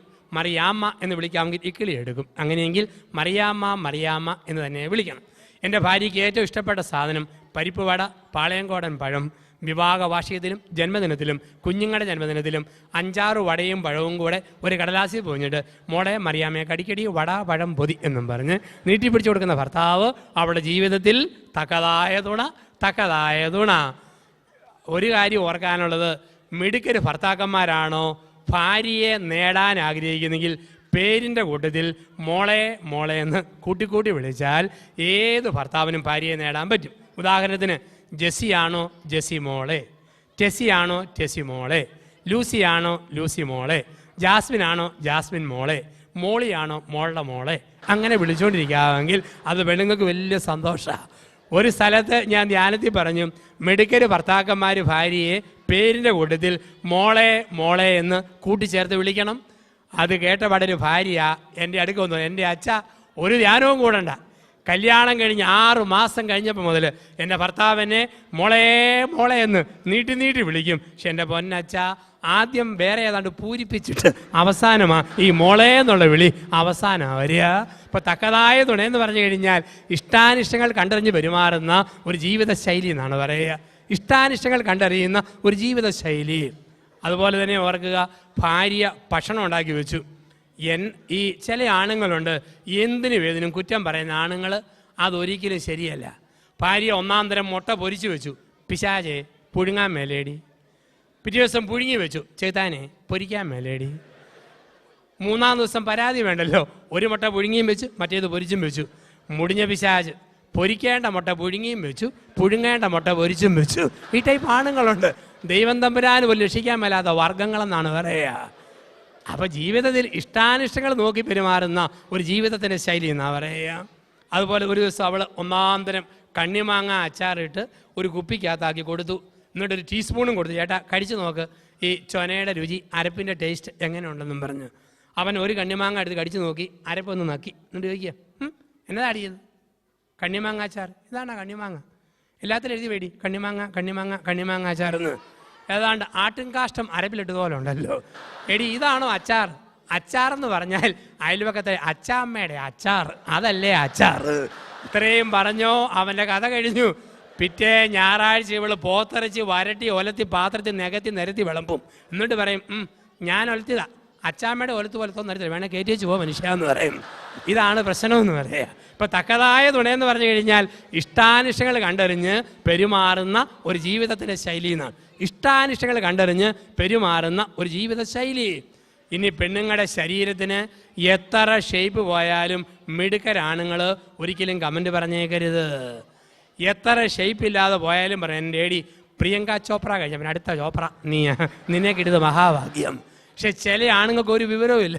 അവരുള്ളതുപോലെ പറയും, എൻ്റെ ഏടി അയലോക്കത്തെ സൂസി 3 പെറ്റിട്ടും മുഖത്തിന് എന്നാ മിനിസവാ, നീ 1 പെറ്റപ്പോൾ ആഫീസ് പൂട്ടിപ്പോയല്ലോ, ഇത് കൂടി വർത്തമാനം പറയരുതെന്നാണ്. ഇപ്പം തക്കതായ തുണ. ഇപ്പോൾ 1 ആപത്തിൽ ആലംബമായിരിക്കണം, 2 ജീവിതത്തിൻ്റെ ആധാരമായിരിക്കണം, 3 ചേർന്ന ഇണയായിരിക്കണം, 4 തക്കതായ തുണയായിരിക്കണം, 5 അസ്ഥിയുടെ അസ്ഥി മാംസത്തിൻ്റെ മാംസത്തിൻ്റെ 5ാമത്തെ വ്യാഖ്യാനം ദമ്പതികൾ പരസ്പരം ഡോക്ടർമാരായിരിക്കണം, നേഴ്സുമാരായിരിക്കണം, നാടൻ ഭാഷയിൽ വൈദ്യന്മാരായിരിക്കണം. ആരാണ് ഡോക്ടർ, ആരാണ് നേഴ്സ്, ആരാണ് വൈദ്യൻ? മുറിവുകളിൽ മരുന്ന് പുരട്ടി സുഖപ്പെടുത്തുന്നവനാണ് വൈദ്യൻ. മുറിവുകളിൽ മരുന്ന് പുരട്ടി സൗഖ്യപ്പെടുത്തുന്നവനാണ് ഡോക്ടർ. മുറിവുകളിൽ മരുന്ന് പുരട്ടി സൗഖ്യം കൊടുക്കുന്നവനാണ് ഒരു നേഴ്സ് എന്ന് പറയുക. ഇതുപോലെ ജീവിതത്തിൽ ഭർത്താവിന് മനപ്രയാസം ഉണ്ടായാൽ ഭാര്യ അടുത്ത് നിന്ന് ആശ്വാസത്തിന് തൈലം പുരട്ടി ഭർത്താവിനെ ധൈര്യപ്പെടുത്തണം. ഭാര്യയ്ക്ക് മനപ്രയാസം വന്നാൽ ആശ്വാസത്തിന് തൈലം പുരട്ടി ഭർത്താവ് ആശ്വസിപ്പിക്കണം. ഉദാഹരണത്തിന് നാട്ടുകാർ ഭർത്താവിനെ വിളിച്ചു കള്ളൻ, ദ്രോഹി, പാര. ഇത് കേട്ട ഭർത്താവ് മനസ്സ് മുറിഞ്ഞ് പെരയ്ക്കകത്തിരുന്ന് കരയുക. ഉടനെ പണ്ടേ ചൊരുക്കുള്ള ഭാര്യ അടുത്ത് വന്നിട്ട് പറയുക, എന്നാത്തിനാടോ മുതലക്കണ്ണീര് ഒഴുക്കിക്കൊണ്ടിരിക്കുന്നത്? തന്നെ നാട്ടുകാർ പാരയെന്ന് വിളിച്ചിട്ടാണോ? താൻ വെറും പാരയാണോ? പാര, എനിക്കല്ലേ തന്നെ അറിയത്തുള്ളൂ. അങ്ങനെ പറയുന്നവൾ മുതുപ്പിശാചാണ്, രാക്ഷസിയാണ്. അവൾ വൈദ്യനാണെ പറയും, നിങ്ങളെ ആരെല്ലാം തെറ്റിദ്ധരിച്ചാലും എനിക്ക് നിങ്ങളെ വിശ്വാസമാണ്, ധൈര്യമായിട്ടിരിക്കുക, ഞാൻ നിങ്ങളുടെ കൂടെയുണ്ട്. ഭർത്താവിൻ്റെ തകർച്ചയിൽ കൂടെ നിന്ന് ആശ്വസിപ്പിക്കാത്തവൾ ഭാര്യയല്ല. അതുപോലെ തന്നെ ഭാര്യയ്ക്ക് മനപ്രയാസം ഉണ്ടായി, മക്കളും മരുമക്കളും നാത്തൂന്മാരും എന്തോ കുത്തുവാക്ക് പറഞ്ഞു. ഭാര്യ ഇങ്ങനെ മനസ്സ് മുറിഞ്ഞിരിക്കുമ്പോൾ പണ്ടേ അരിശമുള്ള ഭർത്താവ് അടുത്ത് എന്നിട്ട് പറയുക, എടി ദൈവം നീതിമാനാ, കൊടുത്താൽ കൊല്ലത്തും കിട്ടും, നീ എത്ര എന്നെ വേദനിപ്പിച്ചതാ, അനുഭവിക്കടി, അനുഭവിക്ക്. അങ്ങനെ ഇരുന്ന് പറയുന്ന ഭർത്താവ് രാക്ഷസനാണ്. അവൻ വൈദ്യനാണെ പറയും, എടി പൊട്ടി, മക്കളെ കണ്ടും മാമ്പൂ കണ്ടും കൊതിക്കരുതെന്ന് കാരണവന്മാർ പറഞ്ഞിട്ടില്ലേ? എടി 10 മക്കളുണ്ടായിട്ടും ആരും നോക്കാതെ മരിച്ചവരുണ്ട്, ഒരു കുഞ്ഞും ജനിക്കാഞ്ഞിട്ടും തമ്പുരാൻ കാത്തവരുണ്ട്. എടി മക്കൾ പക്ഷിക്കുഞ്ഞുങ്ങൾ, നമ്മളോ വൃക്ഷം. പപ്പും തൂവലും മുളയ്ക്കുമ്പോൾ പക്ഷി പറക്കും, വൃക്ഷം നിൽക്കും. എടി കുഞ്ഞുങ്ങൾ കപ്പൽ, നമ്മൾ തുറമുഖം. കപ്പൽ പോകും, തുറമുഖം നിൽക്കും. നിനക്ക് ഞാൻ തുണ, എനിക്ക് നീ തുണ, നമുക്ക് ദൈവം തുണ. കഴിഞ്ഞകാല ജീവിതത്തിൽ ഇങ്ങനെ ആശ്വാസത്തിൻ്റെ വാക്ക് പറഞ്ഞ് പരസ്പരം സമാശ്വസിപ്പിച്ചവരാണോ, അതോ കൊച്ചു കൊച്ചു കാര്യത്തിന് കുത്തും കോളുമുള്ള വാക്ക് പറഞ്ഞ് പരസ്പരം മുറിപ്പെടുത്തിയവരാണോ? തിരുത്താൻ ദൈവം വിളിക്കുന്നു. 6 ദമ്പതികൾ വൈദികരാണ്. ദമ്പതികൾ പരസ്പരം വൈദികരാണ്. ഞങ്ങൾ അച്ഛന്മാർക്കൊരു അവകാശം സഭയിലുള്ളത് തലയിൽ കൈവച്ച് പ്രാർത്ഥിക്കാനുള്ള ഒരവകാശമാണ്. കൈവെപ്പ് മേൽപ്പട്ടക്കാരിൽ നിന്ന് സ്വീകരിച്ചവർക്ക് മാത്രമേ മറ്റൊരാളുടെ തലയിൽ കൈവച്ച് പ്രാർത്ഥിക്കാനുള്ള അധികാരം സഭയിലുള്ളൂ. മറ്റേ ആശീർവാദം പോലെ, ആശംസ പോലെ പറയാം, കൈവച്ച് പ്രാർത്ഥിക്കാൻ അധികാരവും അവകാശവും കൈവെപ്പ് സ്വീകരിച്ചവർക്കാണ്. അപ്പോൾ അങ്ങനെയൊരു അധികാരം സഭയിൽ വൈദികർക്കുണ്ട്. ഈ അധികാരം നിങ്ങൾക്ക് കുടുംബത്തിലുണ്ട്. വിവാഹമെന്ന കുദാശയിലൂടെ കൗദാശികമായി ബന്ധിക്കപ്പെട്ടവർക്ക് ഭർത്താവിന് തലയിൽ കൈവച്ച് പ്രാർത്ഥിക്കാൻ ഭാര്യയ്ക്ക് അവകാശമുണ്ട്. ഭാര്യയുടെ തലയിൽ കൈവെക്കാൻ ഭർത്താവിന് അവകാശമുണ്ട്. നിങ്ങളുടെ മക്കളുടെ മേൽ കൈവച്ച് പ്രാർത്ഥിക്കാൻ മാതാപിതാക്കൾക്ക് അവകാശമുണ്ട്, അധികാരമുണ്ട്. നിങ്ങളുടെ പ്രാർത്ഥന വൈദിക പ്രാർത്ഥനയ്ക്ക് തുല്യമാണ്, അത് പൗരോഹിത്യ പ്രാർത്ഥനയാണ്. നിങ്ങൾ വൈദികരാണ്. അവസാനമായി 7 ദമ്പതികൾ പ്രവാചകരാണ്. എന്താണ് പ്രവചനം? ബൈബിളിൽ പ്രവചനമെന്ന് പറഞ്ഞാൽ തിരുത്തേണ്ട കാര്യം തിരുത്തേണ്ടതുപോലെ തിരുത്തേണ്ട സമയത്ത് ഭർത്താവിനെ തിരുത്തുന്ന ഭാര്യ, തിരുത്തേണ്ട കാര്യം തിരുത്തേണ്ടതുപോലെ ഭാര്യയെ തിരുത്തുന്ന ഭർത്താവ്. ഇതാണ് പ്രവചനം. ഭർത്താവിന് തെറ്റുപറ്റിയോ ആരും കേൾക്കാതെ മുറിക്കകത്ത് കൊണ്ടുപോയി ഒറ്റയ്ക്ക് ഭർത്താവിനെ ഭാര്യ തിരുത്തണം. ആരുടെയും കേൾക്ക ഭാര്യയെ ഭർത്താവ് തിരുത്തരുത്. ആരും കേൾക്കാതെ മുറിക്കകത്ത് കൊണ്ടുപോയി ഭാര്യയുടെ തിരുത്തി കൊടുക്കുന്ന ഭർത്താവ്. തിരുത്തേണ്ടതുപോലെ തിരുത്തേണ്ട സമയത്ത് തിരുത്തുക. ഇതാണ് പ്രവചനം. ഇതിന് പൗലോസ് അപ്പോസ്തലൻ പറയുന്ന വാക്ക്, ഇതൊരു മഹാരഹസ്യമാകും. എഫേസൂസ് ലേഖനം 5-ാം അധ്യായം 22 മുതൽ 33 വരെയുള്ള വാക്യങ്ങൾ. എഫേസൂസ് 5:22 മുതൽ 33 വരെയുള്ള വാക്യങ്ങൾ. ഇക്കാരണത്താൽ പുരുഷൻ മാതാപിതാക്കളെ വിട്ട് ഭാര്യയോട് ചേരും, അവർ ഇനിമേൽ രണ്ടല്ല ഒന്നാകുന്നു, ഇതൊരു മഹാരഹസ്യമാകുന്നു. ഒരു പള്ളിയിൽ കപ്പ്യാരി ഭാഗം വായിച്ചു. 100 കൂട്ടം ബഹളത്തിനിടയിലാണ് കപ്പ്യാരി എന്ന് ഈ ബൈബിൾ ഭാഗം വായിച്ചത്. അപ്പം അതിനിടയ്ക്ക് അല്പം സ്പീഡ് കൂടിപ്പോയി. കപ്പ്യാരി വായിച്ചത് ഇങ്ങനെ: ഇക്കാരണത്താൽ പുരുഷൻ മാതാപിതാക്കളെ വിട്ട് ഭാര്യയോട് ചേരും, അവർ ഇനിമേൽ രണ്ടല്ല ഒന്നാകുന്നു, ഇതൊരു മഹാരസമാകുന്നു. രഹസ്യം മാത്രമല്ല, ഇതൊരു മഹാരസം കൂടെ. എനിക്ക് പെങ്ങന്മാരില്ല, ഞങ്ങൾ 2 മക്കളാണ്. അപ്പം എനിക്ക് എൻ്റെ അമ്മയുടെ അനിയത്തിയുടെ മകളെ വലിയ ഇഷ്ടമായിരുന്നു. അപ്പം അവളുടെ പേര് ആൻസി എന്നാണ്. ഞാൻ സെമിനാരി പഠിക്കുമ്പോൾ അവധിക്ക് ചെല്ലുമ്പോൾ ആൻസി എന്നെ കാണാൻ വേണ്ടി വീട്ടിൽ വരും. അവൾ പറയും, അച്ഛനായി കഴിഞ്ഞ് എന്നെ വേണം ആദ്യം കെട്ടിക്കാൻ. സമ്മതിച്ചു. 1993 ഡിസംബർ 26-ാം തീയതി ഞാൻ അച്ഛൻ പട്ടം സ്വീകരിച്ചു. ഡിസംബർ 31-ാം തീയതി അവളെ കെട്ടിച്ചു വിട്ടു. കുറുമ്പനാടം എന്ന ഇടവകയിൽ ലാൽ എന്ന ചെറുപ്പക്കാരൻ അവളെ കെട്ടി. അത് കഴിഞ്ഞ് ഞാൻ എൻ്റെ പള്ളിയിലോട്ടും പോയി, അവൾ കെട്ടിയവൻ്റെ വീട്ടിലോട്ടും പോയി. 1 മാസം കഴിഞ്ഞ് ഞാൻ എൻ്റെ വീട്ടിൽ ചെന്നു. എൻ്റെ വീട് ഇടുക്കി ജില്ലയിലെ കട്ടപ്പന അടുത്ത് വലിയ തോവാള ഒരു ഹൈറേഞ്ച് പ്രദേശമാണ്. അപ്പോൾ അവിടെ ഞാൻ വീട്ടിൽ ചെന്നപ്പോൾ ഇവള് വന്നു. ഇവിടെ ലാലേട്ടൻ വന്നിട്ടില്ല, ഞാൻ വരുമെന്ന് കേട്ടുകൊണ്ട് ഇവളും വന്നിട്ടുണ്ട്. ഞാൻ ചെല്ലുമ്പോൾ എൻ്റെ അമ്മ എനിക്കിഷ്ടപ്പെട്ട പലഹാരം അലുമിനിയക്കരത്തിൻ്റെ വക്കത്ത് തുണി കെട്ടി പുഴുങ്ങി വെക്കുക. ഞങ്ങളുടെ നാട്ടിൽ പറയും പൂച്ച പുഴുങ്ങുക എന്ന് പറയും. അല്ലെ കുമ്പളപ്പം, ഇലയപ്പം, ഇടനയിലേക്കകത്ത് കൂടച്ചക്കപ്പടും അരിപ്പൊടിയും തേങ്ങാപ്പീരയും ചേർത്ത് കടലക്കാരനെ കടലപ്പൊതി പോലെ കോട്ടി വാട്ടി അമ്മ ഇങ്ങനെ പുഴുങ്ങി വെക്കുക. ഞാൻ നോക്കുമ്പോഴുണ്ട് എൻ്റെ അമ്മ എനിക്ക് വേണ്ടി പുഴുങ്ങി വെക്കുന്ന ഈ കുമ്പളപ്പത്തിലെ ഏറ്റവും മുഴുത്തതെടുത്ത് അവൾ അലമാരി കയറ്റി വെക്കുന്നു.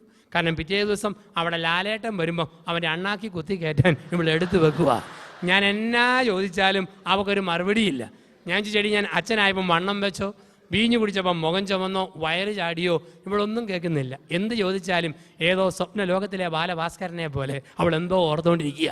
എന്ത് പറഞ്ഞാലും ഒറ്റ മറുപടിയേ ഉള്ളൂ. ഇപ്പം ലാലേട്ടൻ കുളിച്ചുകൊണ്ടിരിക്കുകയായിരിക്കും, ഇപ്പം ലാലേട്ടൻ തോർത്തിക്കൊണ്ടിരിക്കുകയായിരിക്കും, ഇപ്പം ലാലേട്ടൻ പാൻസ് കുത്തി കയറ്റിക്കൊണ്ടിരിക്കുകയായിരിക്കും, ഇപ്പം ലാലേട്ടൻ പൗഡർ പൂശിക്കൊണ്ടിരിക്കുകയായിരിക്കും. ഇവക്കറിയാം ഇതൊരു മഹാരസമാകുന്നു, ഇതൊരു മഹാരഹസ്യമാകുന്നു. അപ്പം ഈ രസത്തിൻ്റെയും രഹസ്യത്തിൻ്റെയും ജീവിതം സഭയെ ജീവിക്കുവാൻ ദൈവം നമ്മളെ വിളിക്കുമ്പോൾ അതെപ്രകാരം കുടുംബം ഒരു സ്വർഗമാകും, ശ്രദ്ധിച്ചില്ലെങ്കിൽ നരകമാകും. നമുക്ക് ഇടവേളയ്ക്ക് ശേഷം 2-ാം ഭാഗത്ത് തുടർച്ചയായ ചിന്തകളിലേക്ക് നമുക്ക് കടന്നു വരാം. അല്പസമയം നമ്മൾ ഈ കേട്ട ചിന്തകളെ മനസ്സിൽ നമ്മൾ ധ്യാനിക്കുന്നു. ധ്യാനപൂർവ്വം ദൈവതിരുസന്നിധിയിൽ ഈ ചിന്തകളെ നമ്മൾ സമർപ്പിക്കുന്നു. ആപത്തിൽ ആലംബമായി, ജീവിതത്തിൻ്റെ ആധാരമായി, ചേർന്ന ഇണയായി, തക്കതായ തുണയായി, വൈദ്യനായി, വൈദികരായി, പ്രവാചകരായി ജീവിതയാത്ര പൂർത്തിയാക്കുവാൻ ദൈവം ദമ്പതിമാരെ വിളിക്കുമ്പോൾ ഈ ഭൂമിയിൽ സ്വർഗം പണിയാൻ വിളിക്കപ്പെട്ട നമുക്ക് ശ്രദ്ധിച്ചില്ലെങ്കിൽ വീട് നരകമാകും, ശ്രദ്ധിച്ചാലോ കുടുംബം സ്വർഗമാകും. എങ്ങനെ ഈ ഭൂമിയിൽ ഒരു സ്വർഗം പണിയാം? നമ്മുടെ കുടുംബത്തിൽ നമ്മൾ ഇടവേളയ്ക്ക് ശേഷമുള്ള സമയത്ത് നമ്മൾ ഒരുമിച്ച് കണ്ടെത്തുന്നു. ഭൂമിയിൽ സ്വർഗം പണിയുവാൻ ദൈവം നമ്മളെ വിളിച്ചിരിക്കുന്നു എന്നുള്ള ആ മനോഹരമായ ചിന്ത ദൈവകരങ്ങളിലേക്ക് നമ്മളെ കൊടുത്തുകൊണ്ട് നമ്മെ ഓരോരുത്തരെയും സമർപ്പിച്ചുകൊണ്ട് ഒരു നിമിഷം നമ്മുടെ മനസ്സിലൂടെ കണ്ണുകളൊന്ന് അടച്ച് കേട്ട ചിന്തകളെ നമ്മുടെ ഹൃദയത്തിൽ നമുക്കൊന്ന് സൂക്ഷിക്കാം. എൻ്റെ കഴിഞ്ഞകാല ജീവിതത്തിൽ എൻ്റെ ഭർത്താവിനെ വേദനിപ്പിച്ച ഒരു ഭാര്യയാണോ ഞാൻ? എൻ്റെ ഭാര്യയെ വേദനിപ്പിച്ച ഒരു ഭർത്താവാണോ ഞാൻ? പരസ്പരം കരുതലില്ലാത്ത വാക്കുകൾ പറഞ്ഞ് പരസ്പരം നൊമ്പരപ്പെടുത്തിയവരാണോ? തിരുത്തുവാൻ, ദൈവത്തിലേക്ക് തിരിയുവാൻ നല്ല ദൈവം വിളിക്കുന്നു. ചേർന്ന ഇണയും തക്കതായ തുണയുമായി, വൈദ്യനായി, വൈദികരായി, പ്രവാചകരായി ദൈവം തിരഞ്ഞെടുത്ത ജീവിതം, ആ ജീവിതയാത്രയിൽ വന്നുപോയ പാളിച്ചകളെക്കുറിച്ച് നമുക്ക് മാപ്പ് ചോദിക്കാം. അബ്രഹാമിന് സാറ എന്നതുപോലെ, ഇസഹാക്കിന് റബേക്ക എന്നതുപോലെ, ജോസഫിന് മറിയം എന്നതുപോലെ ഇന്ന് നിനക്ക് തന്ന ഭാര്യ, നിനക്ക് തന്ന ഭർത്താവ് ദൈവത്തിൻ്റെ പദ്ധതിയും പ്ലാനുമായിട്ട് അത് കണ്ടെത്തുവാൻ, അത് തിരിച്ചറിയുവാനുള്ള കൃപയ്ക്ക് വേണ്ടി നമുക്ക് പ്രാർത്ഥിക്കാം. വിവാഹ ജീവിതത്തിൻ്റെ കഴിഞ്ഞ കാലങ്ങളിൽ വന്നുപോയ സകല മുറിവുകളെ ഓർത്ത് തമ്പുരാനോട് മാപ്പ് ചോദിക്കുകയും ദൈവതിരുസന്നിധിയിൽ വിശുദ്ധിയുള്ളൊരു കുടുംബം ഭൂമിയിലെ സ്വർഗത്തിൻ്റെ പതിപ്പായിട്ട് നമ്മുടെ കുടുംബത്തെ മാറ്റുവാനുള്ള കൃപയ്ക്ക് വേണ്ടി പ്രാർത്ഥിച്ചുകൊണ്ട് ഈ ഭൂമിയിൽ സ്വർഗം പണിയുവാൻ നമുക്ക് ശക്തി തരണമേന്ന് നമുക്ക് പ്രാർത്ഥിക്കുകയും 2-ാം ഭാഗത്തുള്ള ധ്യാന ചിന്തകളിലേക്ക് നമ്മൾ തുടർന്ന് പ്രവേശിക്കുന്നു. നന്ദി പ്രകാശനത്തിനായി ശ്രീ മത്തായി ടി വർഗീസിനെ വേദിയിലേക്ക് ക്ഷണിക്കുന്നു. ഈ സമ്മേളനത്തിൻ്റെ പ്രധാന അതിഥിയായി എത്തിച്ചേർന്ന മലങ്കര സുറിയാനി സഭയുടെ അങ്കമാലി ഭദ്രാസനാധിപനും ഓർത്തഡോക്സ് ക്രിസ്ത്യൻ യൂത്ത് മൂവ്മെൻറ്റിൻ്റെ പ്രസിഡൻറ്റുമായ അഭിവന്യ യൂഹാനോൻ മാർ പോളികാർപ്പോസ് തിരുമേനിക്ക് IOMF നാമത്തിൽ സവിനയം നന്ദി രേഖപ്പെടുത്തിക്കൊള്ളുന്നു. കുവൈറ്റ് സെന്റ് ഗ്രിഗോറിയോസ് ഓർത്തഡോക്സ് മഹാ ഇടവകയുടെ വികാരി റവറൻ ഫാദർ ജോസ് മാത്യു അച്ഛന് IOMF ഈ അവസരത്തിൽ നന്ദി രേഖപ്പെടുത്തിക്കൊള്ളുന്നു.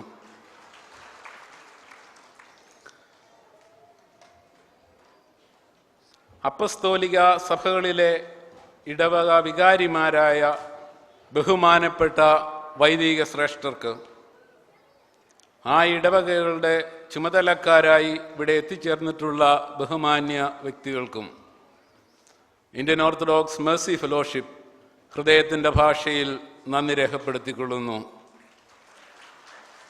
മലങ്കര സഭയുടെ മാനേജിംഗ് കമ്മിറ്റിയെ റെപ്രസെൻ്റ് ചെയ്യുന്ന ബഹുമാനപ്പെട്ട ശ്രീ ഷാജി എബ്രഹാം, ഇടവകയുടെ ട്രസ്റ്റി മിസ്റ്റർ ഫിലിപ്പ് കുര്യൻ, ഇടവകയുടെ secretary mister Jerry John Koshy എന്നിവരോടുള്ളതായ നന്ദിയും ഈ അവസരത്തിൽ രേഖപ്പെടുത്തിക്കൊള്ളുന്നു.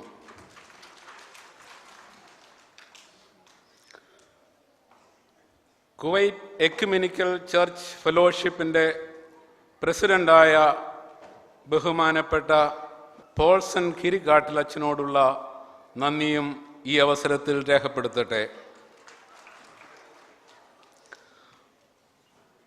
IOMFൻ്റെ ഈ പ്രോജക്റ്റ് വിജയകരമായി നടത്തുന്നതിന് ഞങ്ങളെ സഹായിച്ചിട്ടുള്ള സ്പോൺസേഴ്സായിട്ടുള്ള മാന്യ വ്യക്തികൾ ഈ സദസ്സിലുണ്ട്. ബഹുമാന്യരായ നിങ്ങളുടെ അകമഴിഞ്ഞ സഹായം ഒന്നുകൊണ്ട് മാത്രം, അതെ, വാക്കുകളാലല്ലാതെ പ്രവൃത്തിയാൽ നിങ്ങൾ ഘോഷിച്ചതായ സ്നേഹത്തിൻ്റെ ഭാഷയ്ക്ക് IOMF പൂപ്പുകൈകളോടുകൂടെ നന്ദി രേഖപ്പെടുത്തുന്നു. നന്ദി, 1000 നന്ദി. IOMFന് വേണ്ടി ഗാനസന്ധ്യ ഒരുക്കിയ ഡിവൈൻ മെലഡി, ഒരു വർഷത്തെ അവരുടെ പരിശ്രമത്തിൻ്റെ പരിസമാപ്തിയായിട്ടാണ് ഈ സമ്മേളന വേദിയും ഞങ്ങൾ കാണുന്നത്. ആ ഗായക സംഘത്തെ നയിച്ച MU മാത്യു, അതോടൊപ്പം തന്നെ അതിൽ സഹകരിച്ചതായ 40ഓളം വരുന്ന സഹോദരി സഹോദരന്മാർക്കും IOMF ഈ അവസരത്തിൽ നന്ദി രേഖപ്പെടുത്തിക്കൊള്ളുന്നു. IOMFൻ്റെ ഡിവൈൻ മെലഡിയുടെ പ്രാക്ടീസ് ശരിയായ രീതിയിൽ നടത്തുവാൻ സാധിച്ചത് united Indian school board members ഞങ്ങളോട് കാണിച്ചതായ സഹകരണം മൂലമാണ്. യുണൈറ്റഡ് ഇന്ത്യൻ സ്കൂൾ ബോർഡ് മെമ്പേഴ്സിനോട് IOMF സ്നേഹത്തിൻ്റെ ഭാഷയിൽ ഇവിടെ നന്ദി രേഖപ്പെടുത്തുന്നു. IOMFൻ്റെ ഗാനോപഹാരം DVD ആക്കി ഇവിടെ വിതരണം ചെയ്യുവാൻ സാധിച്ചത് ദൃശ്യ സ്റ്റുഡിയോയിലെ സോണിമോൻ്റെ അക്ഷാന്ത പരിശ്രമം കൊണ്ടുകൂടിയാണ്. ദൃശ്യ സ്റ്റുഡിയോ ഈ ഒരു സംരംഭത്തിൽ IOMFന് തന്ന താങ്ങിന്, കൈത്താങ്ങിന് സ്നേഹത്തിൻ്റെ ഭാഷയിൽ ഒരിക്കൽ കൂടി നന്ദി രേഖപ്പെടുത്തുന്നു. IOMFൻ്റെ സ്മരണിക സ്പോൺസേഴ്സായിട്ട് വന്നിട്ടുള്ള സ്ഥാപനങ്ങൾക്കും ഈ അവസരത്തിൽ നന്ദി രേഖപ്പെടുത്തിക്കൊള്ളുന്നു. അതോടൊപ്പം ഡിസൈൻ ചെയ്ത മിസ്റ്റർ അലക്സ് വർഗീസിനോടും ഉള്ള നന്ദി ഈ അവസരത്തിൽ രേഖപ്പെടുത്തിക്കൊള്ളുന്നു. ഇന്നത്തെ ഈ ഒരു സമ്മേളനത്തിൻ്റെ പ്രധാന സ്പോൺസറായിട്ടുള്ള mister RC Suresh, Nalinam builders and developers എന്ന പ്രസ്ഥാനത്തോടുള്ളതായ നന്ദി ഈ അവസരത്തിൽ രേഖപ്പെടുത്തുന്നു. നാം കാണുന്നതായ ഈ സ്റ്റേജ് 2 വ്യക്തികളുടെ കരവിരുതിൻ്റെ ദൃശ്യ ആവിഷ്കാരമാണ്. ബഹുമാനപ്പെട്ട mister Thomas Kurian, mister George MV ഇവരുടെ കരവിരുത് ഈ വേദിയെ കൊഴുപ്പുള്ളതാക്കി തീർത്തു എന്നതിന് സംശയമില്ല. ഈ അവസരത്തിൽ ബഹുമാനപ്പെട്ട തോമസ് കുര്യനെ ഒരു ചെറിയ ഉപഹാരം നൽകിക്കൊണ്ട് നന്ദി രേഖപ്പെടുത്തുവാൻ ഈ അവസരം ഞാൻ ഉപയോഗിക്കുന്നു. അതിനായി കുവൈറ്റ് സെന്റ് ഗ്രിഗോറിയോസ് മഹാ ഇടവകയുടെ വികാരി ബഹുമാനപ്പെട്ട ജോസ് മാത്യൂസ് അച്ഛനെ വേദിയിലേക്ക് ക്ഷണിക്കുന്നു. ഒപ്പം ബഹുമാനപ്പെട്ട തോമസ് കുര്യൻ ഈ വേദിയിലേക്ക് കടന്നു വന്നാലും.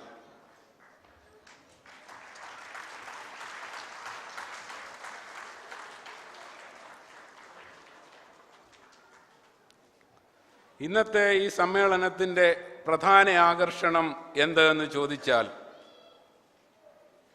ബഹുമാനപ്പെട്ട ജോസഫ് പുത്തൻപുരയ്ക്കൽ അച്ഛൻ്റെ നദി പോലെ ഒഴുകുന്നതും വാക്കുകൾ കരകളെയും സമൃദ്ധമാക്കുന്ന ചിന്താരത്നങ്ങളുമാകുന്ന ആ പ്രഭാഷണ ശൈലിയാണ്. ബഹുമാനപ്പെട്ട ജോസഫ് പുത്തൻപുരയ്ക്കൽ അച്ഛനെ IOMF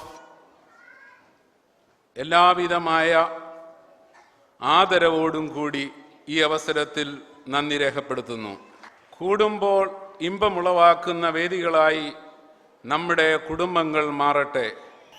കുടുംബം ഒരു ദൈവീക ദാനം എന്ന പ്രഭാഷണത്തിൻ്റെ 2ാം ഭാഗം ഇവിടെ ആരംഭിക്കുകയായി.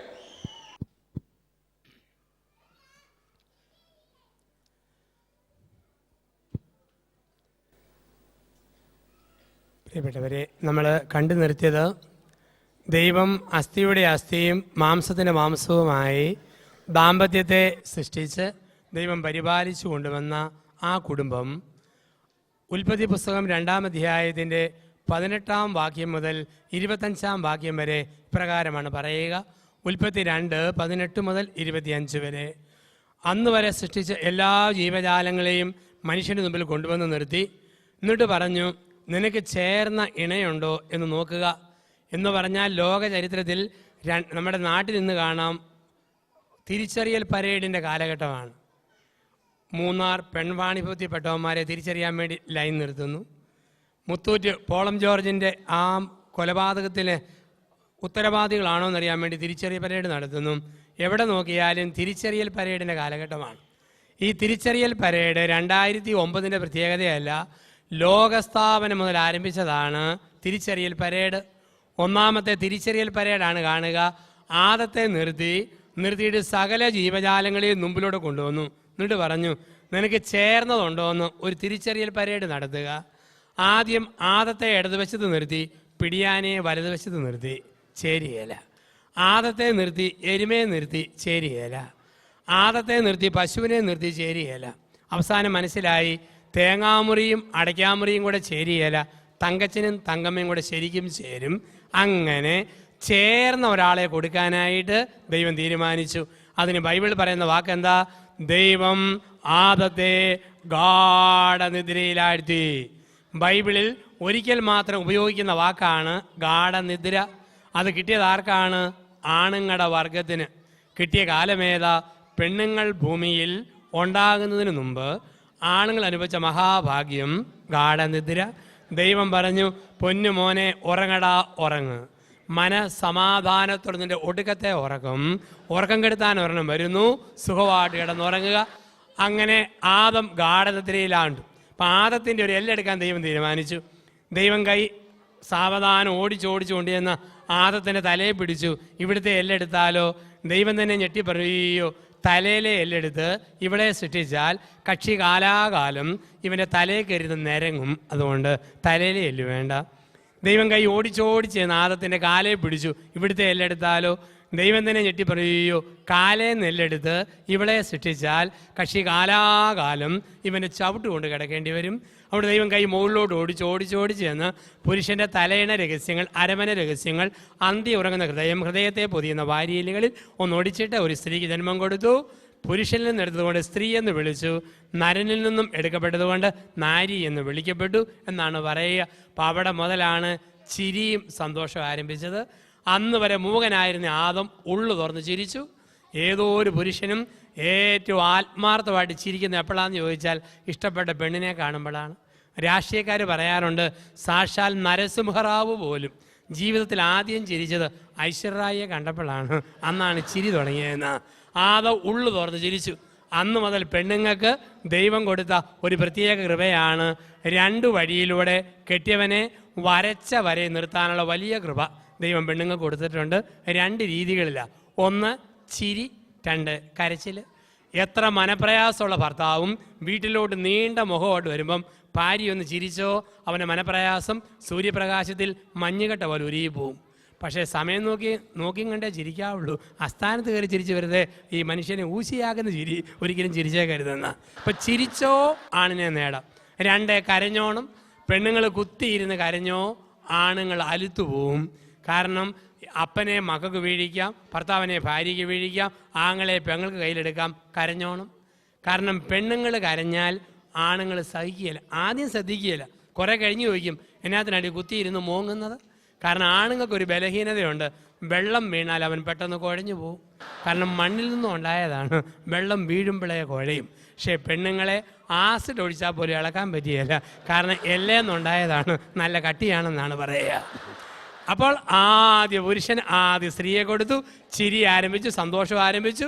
ലോകത്തിലെ അതിമനോഹരമായ ഒരു കുടുംബ സംവിധാനത്തിന് രൂപവും ഭാവവും കൊടുത്തു. അവിടെ പുരുഷൻ സ്ത്രീയോട് പറഞ്ഞു, ഇതാ തിരിച്ചറിയൽ പരേഡ് നടന്നിരിക്കുന്നു, എനിക്ക് ചേർന്ന ഇണയെ ദൈവം തന്നിരിക്കുന്നു എന്നാണ് പറയുക. ഇന്ന് നമ്മുടെ കുവൈറ്റിലുള്ള ക്രൈസ്തവ കുടുംബങ്ങൾ, നമ്മുടെ കേരളത്തിലുള്ള ക്രൈസ്തവ കുടുംബങ്ങൾ ഇന്ന് 10 കൂട്ടം കുടുംബങ്ങളാണുള്ളത്. കുടുംബ ഭദ്രത വാർഷികമൊക്കെ ആഘോഷിക്കുമ്പം അതിൻ്റെ ഓർമ്മകളൊക്കെ മനസ്സിൽ സൂക്ഷിക്കുമ്പം ഈ 10ൽ ഏതിൽ പെടും നിങ്ങളുടെ വീട് എന്ന് ഒന്ന് പരിശോധിക്കുകയാണ് 2ാം ഭാഗത്ത്. 10 കൂട്ടം കുടുംബങ്ങളുണ്ട് നമുക്കിടയിൽ. ഇതിലേതിൽ പെടും നമ്മുടെ വീട്? 1, കുടുംബം ഒരു മദ്യഷാപ്പ്, കുടുംബം ഒരു ബാർ ഹോട്ടൽ. ചില കുടുംബങ്ങൾ മദ്യഷാപ്പുകളാണ്, ബാർ ഹോട്ടലുകളാണ്. എങ്ങനെയുള്ള കുടുംബം? മാമോദിസ കൊടുക്കുമ്പം അവിടെ അല്പം ലഹരി.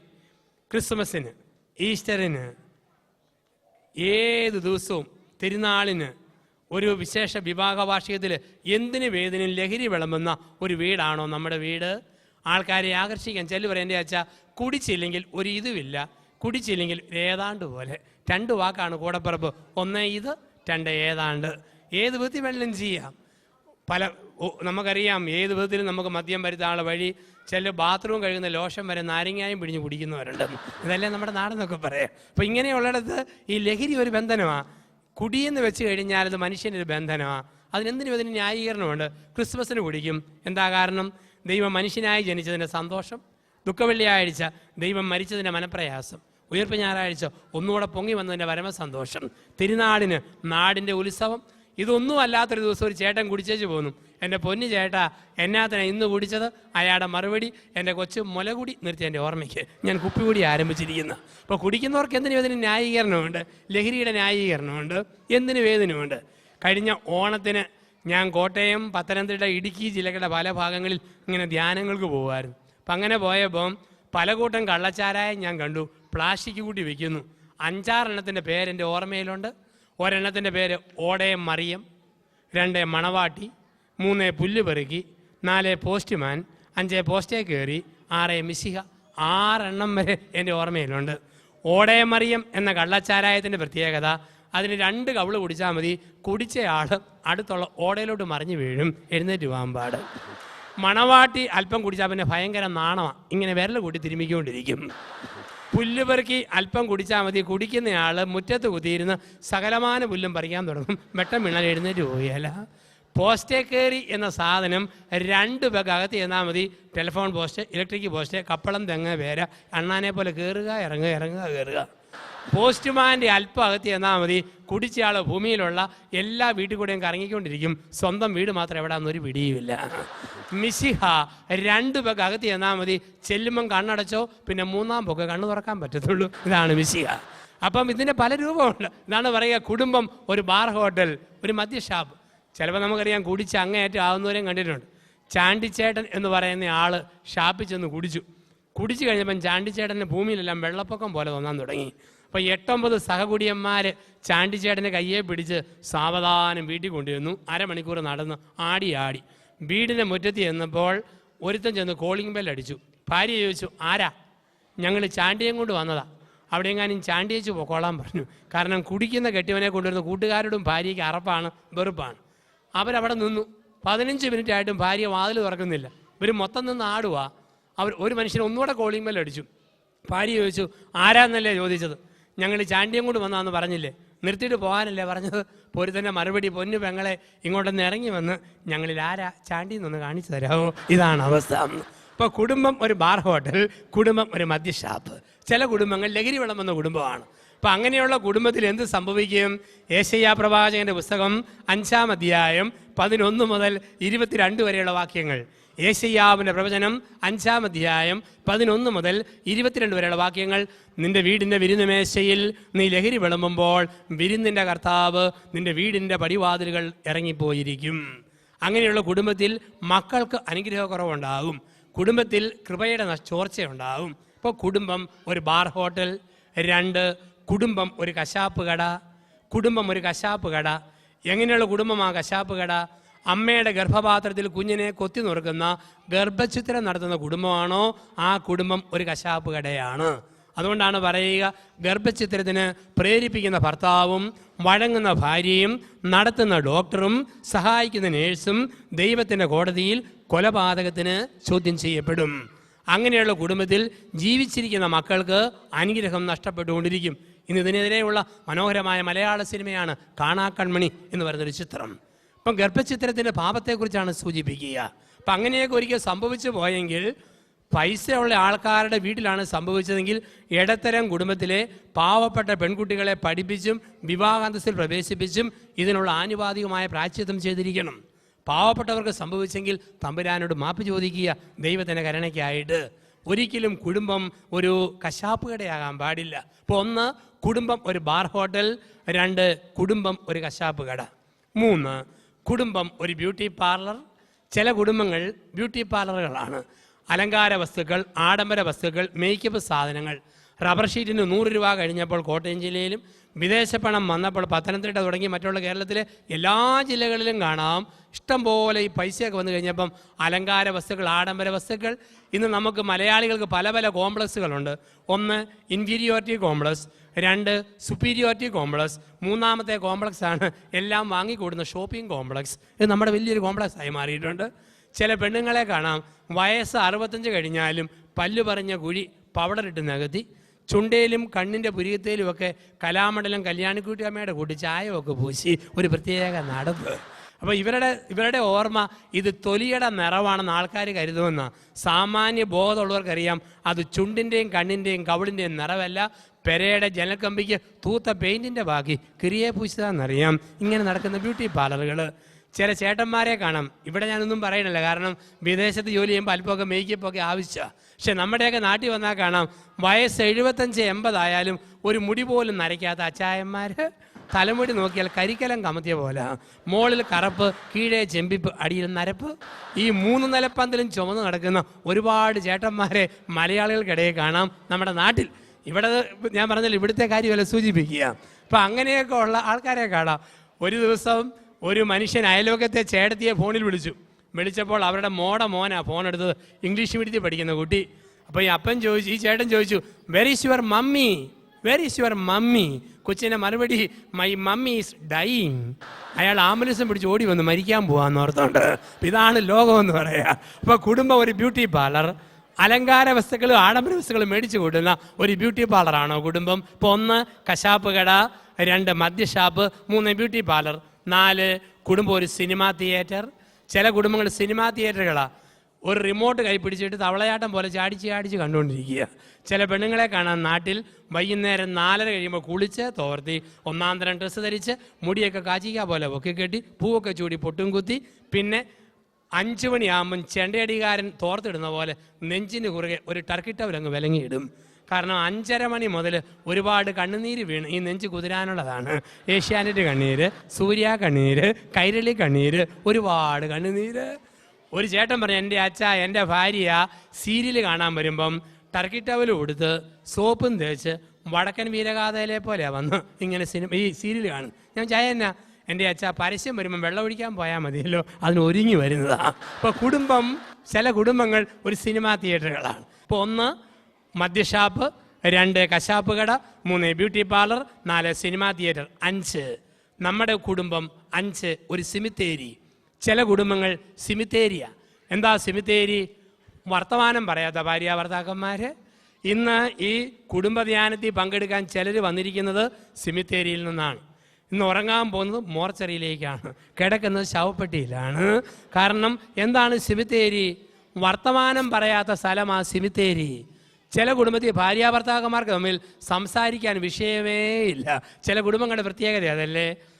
ഒരുമിച്ച് കൂട്ടുകാരെ കാണുമ്പോൾ ആണുങ്ങൾക്ക് എന്തെല്ലാം വിഷയങ്ങളാ, പെണ്ണുങ്ങൾക്ക് ഞായറാഴ്ച കുർബാനയ്ക്ക് പോകുമ്പോൾ കൂട്ടുകാരികളെ കാണുമ്പോൾ എന്തെല്ലാം വിഷയമാ. വീട്ടിൽ ചെന്ന് കഴിഞ്ഞാൽ ഭർത്താവും ഭാര്യയും മിസ്റ്റർ സക്കറിയയുടെ കൂട്ടാണ്, നിത്യമൗനം കുത്തിയിരിപ്പ്, ഒന്നും മിണ്ടാൻ പറ്റുന്നില്ല. പിന്നെ ചില കുടുംബത്തിൽ ആകെയുള്ള സംസാര വിഷയം കാലാവസ്ഥയാണ്. ഓ, ചൂട് മാറി, തണുപ്പ് ആരംഭിച്ചു, താമസിയാതെ മഴ പെയ്യുമായിരിക്കും. ഒരു മഴക്കാർ ഇങ്ങനെ പോന്നു, അവിടെ പോയി പെയ്യുമായിരിക്കും. കാലാവസ്ഥ സൃഷ്ടിച്ച ദൈവത്തിന് 1000 നന്ദി. അല്ലെങ്കിൽ പല ഭാര്യാഭർത്താക്കന്മാരും വിഷയദാരിദ്ര്യം കൊണ്ട് മരിച്ചു പോകുമായിരുന്നു. ഞാൻ പറഞ്ഞു, ഒരു ധ്യാനത്തിൽ പറഞ്ഞു, നല്ല ഭാര്യാഭർത്താക്കന്മാർ ഉറങ്ങാൻ പോകുന്നതിന് മുമ്പ് 15 മിനിറ്റ് കട്ടിലേലിരുന്ന് മുട്ടി ഒരുമി കൊച്ചു വർത്താനം പറഞ്ഞിട്ട് കിടക്കാൻ പോകണം. അത് കഴിഞ്ഞൊരു സ്ത്രീ വന്ന് പറഞ്ഞു, അച്ഛാ കല്യാണം കഴിഞ്ഞ് 18 വർഷം, എൻ്റെ അച്ഛാ 15 മിനിറ്റ് ഒന്നും വേണ്ട, എൻ്റെ കെട്ടിയവനോട് 5 മിനിറ്റ് ഒന്നും മിണ്ടിയാൽ മതിയായിരുന്നു. ഈ മനുഷ്യൻ സന്ധ്യയാകുമ്പോൾ എന്നോട് 3 അടിയുടെ കാര്യം പറയും, വേറെ ഒന്നും പറയത്തില്ല. 3 അടിയുടെ കാര്യം. ഞാൻ അതെന്നാ പെങ്ങളെന്ന് ചോദിച്ചു. അച്ഛാ സന്ധ്യയാകുമ്പോൾ പറയും, 1 പ്രാർത്ഥിക്കടി, 2 കഞ്ഞി വിളമ്പടി, 3 പാവിരിക്കടി. ഈ 3 അടിയേ ഉള്ളൂ, വേറെ സംസാരമില്ല. ഈ സംസാരമില്ലാത്ത കുടുംബം ഒരു ഏറ്റവും വലിയ ബുദ്ധിമുട്ട് വർത്തമാനം പറയാതിരിക്കുന്നതല്ലേ. ഒരു വീട്ടിലെ 75 വയസ്സുള്ള അപ്പൻ, 73 വയസ്സുള്ള അമ്മ.